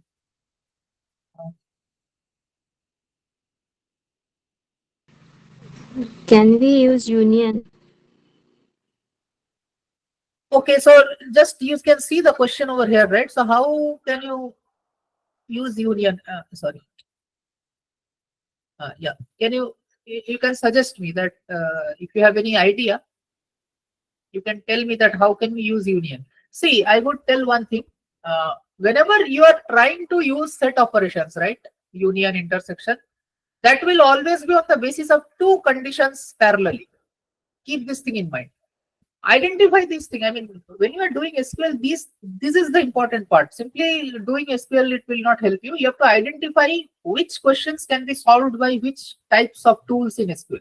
Whenever you are using set operation, you are doing it, you are calling it set operation because you have multiple sets. So you want to do union, intersection, difference, जो भी तुमको करना है, you can do that when there is an existence of different sets.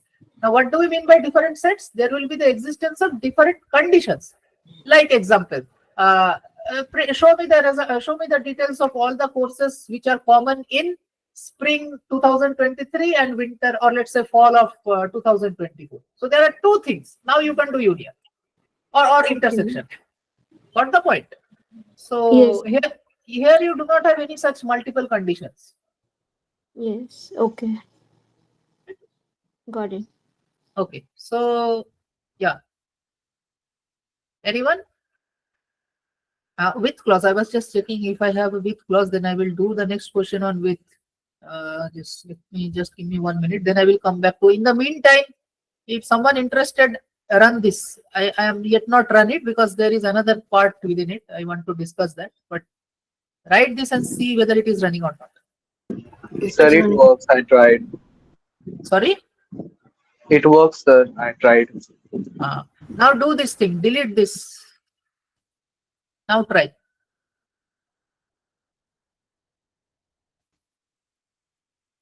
Still works. It still works. Okay. Now that is a shocker to me.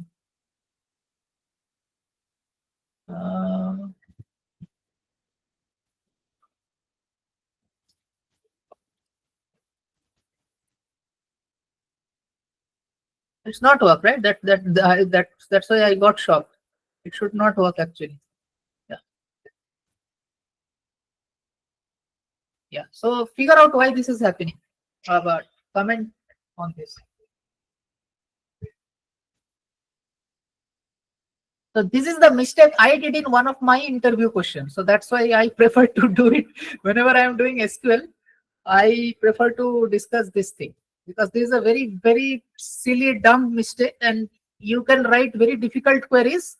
And that was the one that I am talking about, my personal experience. That was a very difficult query, and it was around 6-7 lines query. I wrote all the thing correctly, but I just did not put the placeholder, so the table name, and because of that, it did not work, and I kind of missed that. So I felt very bad later. So that's why I want to discuss this. Whenever you are creating temporary tables, right, you have to give the placeholder name as something T, X, Y, any name you want to give. But unless and until you give that name, your query will not recognize that as a table. So this as T or as whatever XYZ you give, this is very important. So it works, and as soon as you delete it, it will not work. Okay. Why I am telling this again? Because if someone has really practiced SQL properly, then you will be familiar with writing these kind of techniques. Like, I mean, the one I did over here. This is just I thought of, I can incorporate this where member class equal to student condition within the result set also. But for doing that, what we had to do? Let us discuss like this. Let's take one query and do a postmortem of it. So if I did not use this technique, and I wanted to, and I still would have wanted to introduce this where member class equal to student condition, then what was the other way of doing that? So what I mean is, can I now introduce that condition in some other way without doing this from, I mean, just consider this part is there, where not exist is still there. Rest of the part you can tell me. Let me just delete this. Any idea? You don't have to tell the query itself, just basic overview. What do you think? How can we implement that member class equal to student criteria in this query?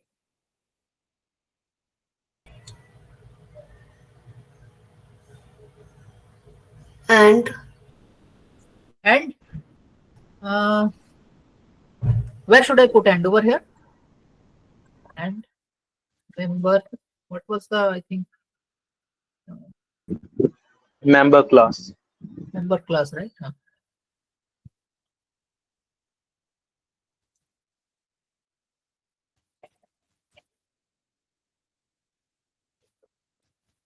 Let us see this. How many rows are coming? Array, 33.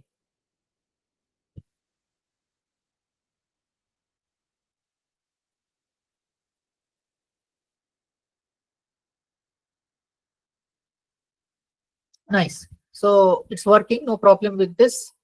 Here it is taking. All the rows are coming. So it works. In fact, it will work in all the cases. And the reason for that is, just a second. Sorry. Let me go back to the previous one where we only had and.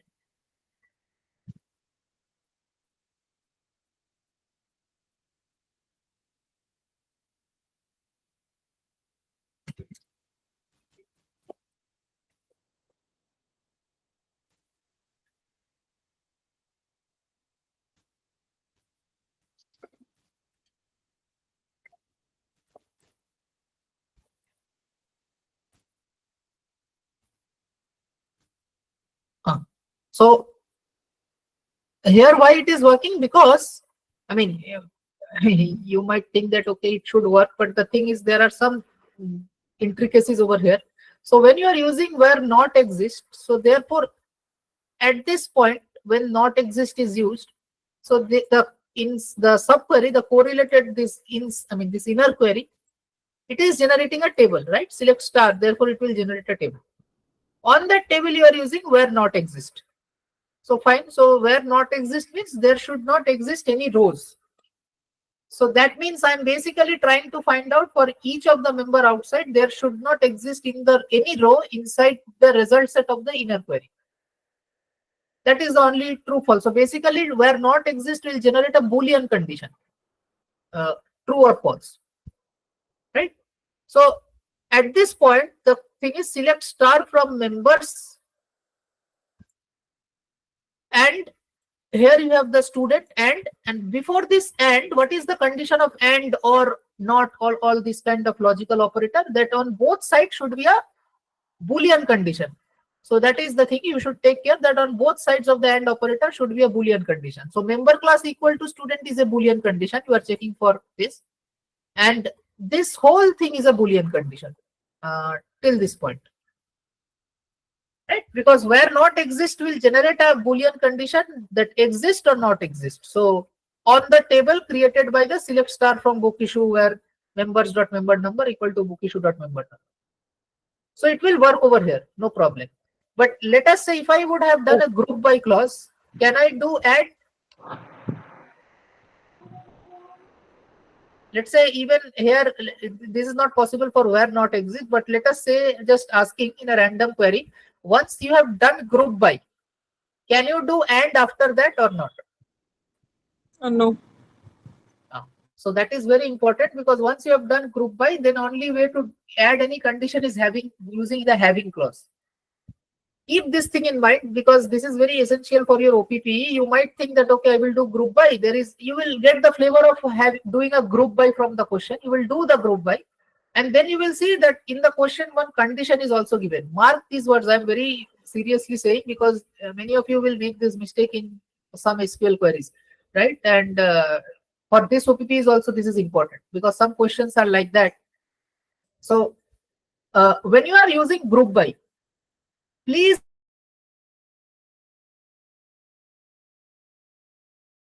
whatever and you want to do, plan accordingly and do that and before using the group by clause. After that you do the group by, and then you do whatever having and whatever else you want to do. Do not do the group by first, and then if you want to implement some constraint, then you do not use and after that. Okay, once you do group by, the only thing in your hand is having. Other than having, do not use anything else. So keep this thing in mind. If the question is asking you 2-3 conditions together, and one of the condition among them requires you to do group by, or apply all other condition at first by using where and clause before, then do the group by, and then do having. Right? So I would mention do all and conditions, then you do group by, then you do having. So this is the basic construct. Keep this thing in mind. Don't miss this thing. Okay. Here it's not a problem, because here we are not doing group by or anything. Both sides are Boolean operation. As I said, where not exist will be Boolean operation. Till this point, this is Boolean operation number 1. Sorry, not Boolean operation. This is Boolean operand number 1. And this is your Boolean operand number 2. And that's why and will work. But anyways, so you can also do it by like this. This is another technique that we kind of saw, right? Having a table. Sorry.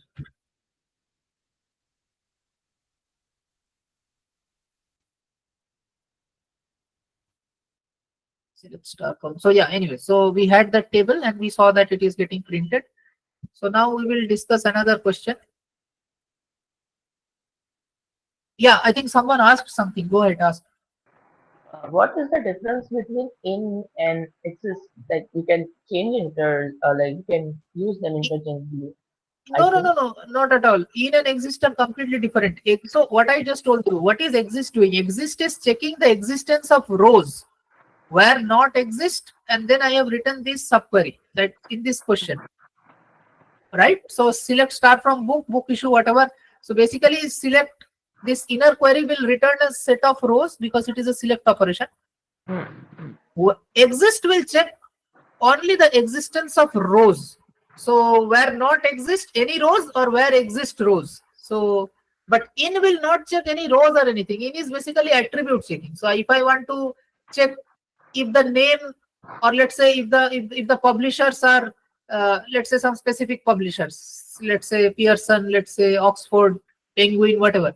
So you want to check that I will print all the books where the publisher is either Penguin or Oxford or let's say Wiley. So these are the 3 fields. These are the 3 publishers whose book I want to print, whose book details I want to print. So you can write select star from whatever table where publisher in. Now you cannot write publisher equal to, you can write, so basically what I mean is, so you can write where publisher equal to let's say Penguin,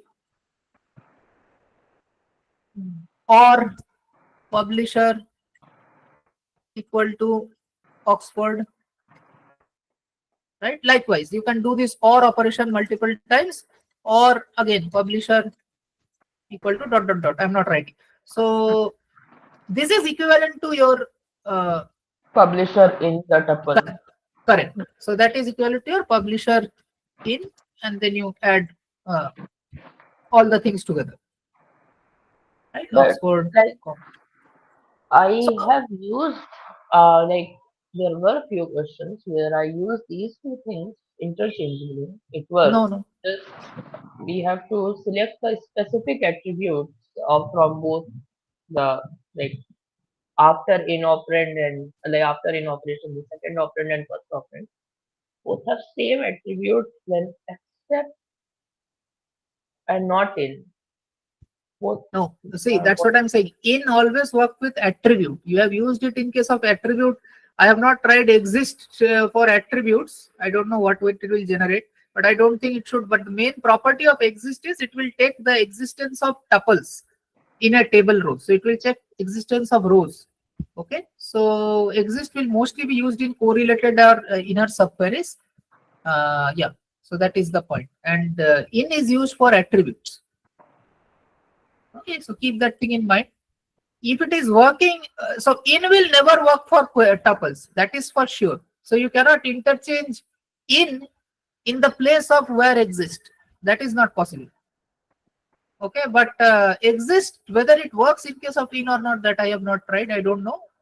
But primarily speaking, exist is used for tuples existence, checking tuples existence. In is used for checking whether a particular attribute has some specific set of values or not.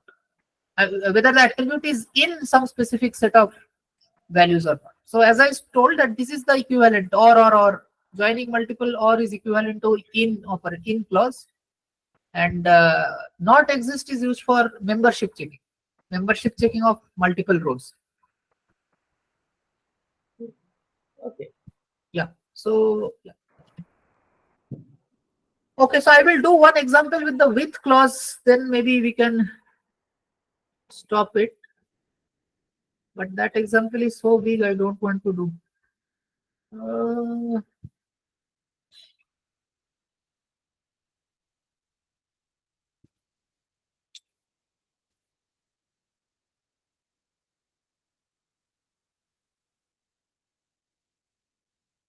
Anyway, so let me just discuss this format.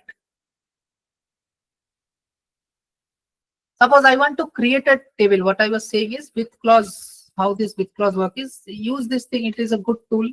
If you are not able to write a query, right? Why this with clause I am talking about is because sometimes you have to write some difficult queries where you are not able to figure out how to deal with it.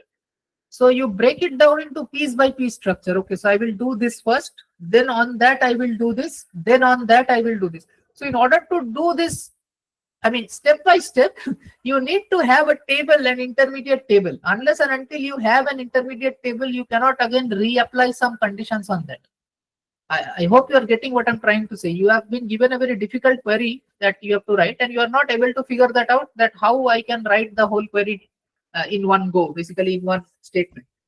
So how our mind works is we will try to do it in a part by part way. So, okay, so I have to do these things at first. So let me just break it down into part by part and do the part one first. So once you do the part one, on the part one, then you can add some extra constraint and add some conditions and write another, I mean, make the query more complex.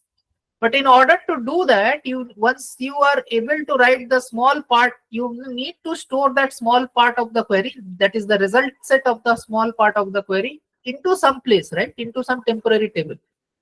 And on that temporary table, again, you can write the more complex part of the query, the next part two of the query. Right? So that with clause will help you with this. Therefore, it is very essential to know the with clause. The main reason is it helps your life easier when you are not able to write some difficult query. Okay, so the with actually works like this. So let's say with will be the first one. With you have to give a, since I'm writing a temporary table, right? So I will have to give a temporary table name. So whatever some, let's say tab temporary table, any random name I am giving. And then since kind of I'm creating a temporary table, what are the attributes of the table I want to select, right? So because you are creating the table while writing the query, it will be helpful. I mean, you can decide that what are the attributes I want to keep in this intermediate form of the table. So let's say I am writing a query on any table. Let's take departments table. Department is too small. Faculty. Faculty is looks like a good table. Okay, so on this faculty table, let's say I will have to write some complex query, and therefore I am breaking it down at first into, let's say, temp table, where the temp table will only store let's say faculty F name and gender, where the department code is something. Let's say department code is, or let's say do it like this. So faculty F name and department code where the gender is male. Okay, so basically I will store faculty name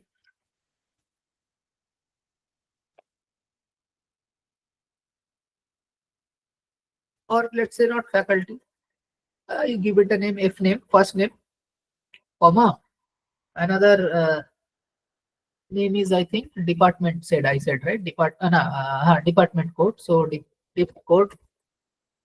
Okay, these are the two things that I want to store. So now let's, as we will put as, now inside this as we will write the condition which will create this temporary table, right? So basically your part one of the complex query using which you want to create this temporary table.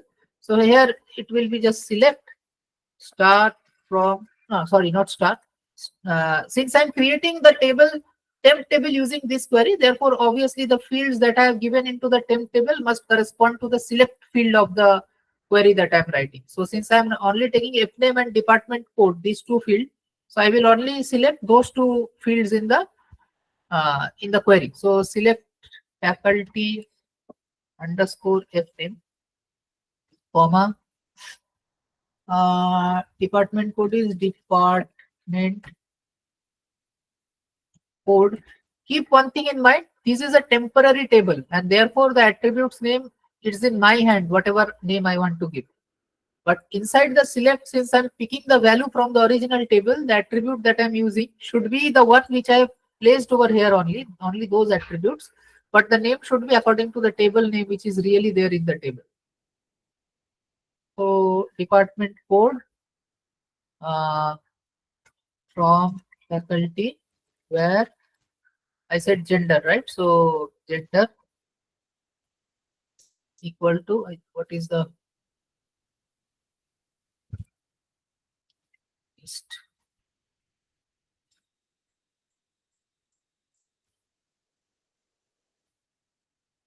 Is it MF or male female? M, right? So where gender equal to let's say F female. Right? So like in this way I can basically create a temporary table. Now the beauty of with clause is, now on this table I can query. Right? So on this table I can again query whatever, basically, I mean, so you can write select star from temp table or whatever. So whatever basically you want, you can do that. So let me just think of an example.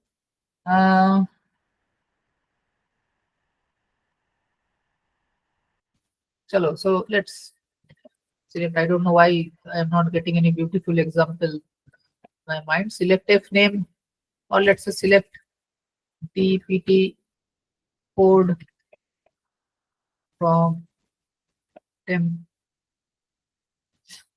tab, where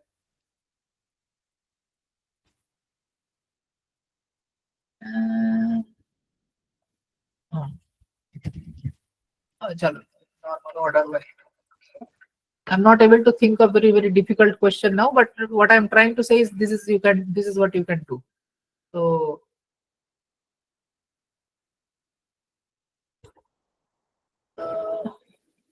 select depth code from temp tab, order by AC. What is the problem? Oh, order. Sorry, order by AS. Order by F name. Ascending will be anyway. So you see, you can write something like this. So this query that you are writing over here, like it's a completely new query on this table. So part 1 of the code, you can write whatever part 1 is this part. You can write like this and create a temporary table using this. And on this temporary table which you have created, you can again write the part 2. Again, you can create another table, another temp table by another level of, let's say, indirection. So you can again write with temp tab 2, and then again mention some attribute 1, attribute 2, or whatever sets of attribute you want to mention as, and then you can have this thing again, another level of subquery. And then on this tab 2, then again you can write another select statement to make another level of difficulty.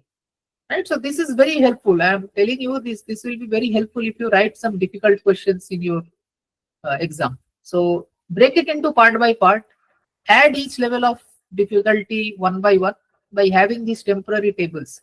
This will help you. Okay, so practice this thing. I mean, you can check the questions that we have given, right?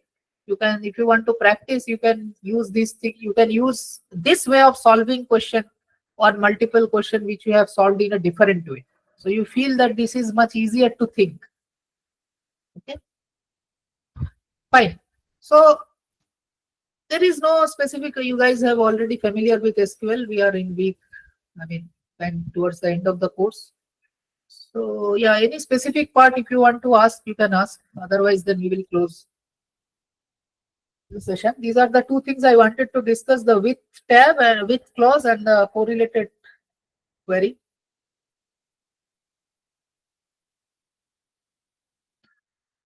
Okay, chalo fir.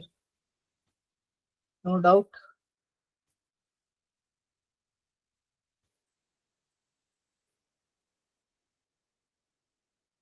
Fine. So all the best for your exam, and hopefully things will be good. Okay, sir. Thank you. Thank you, sir. Bye. Bye-bye. Thank you, sir. Thanks, everyone.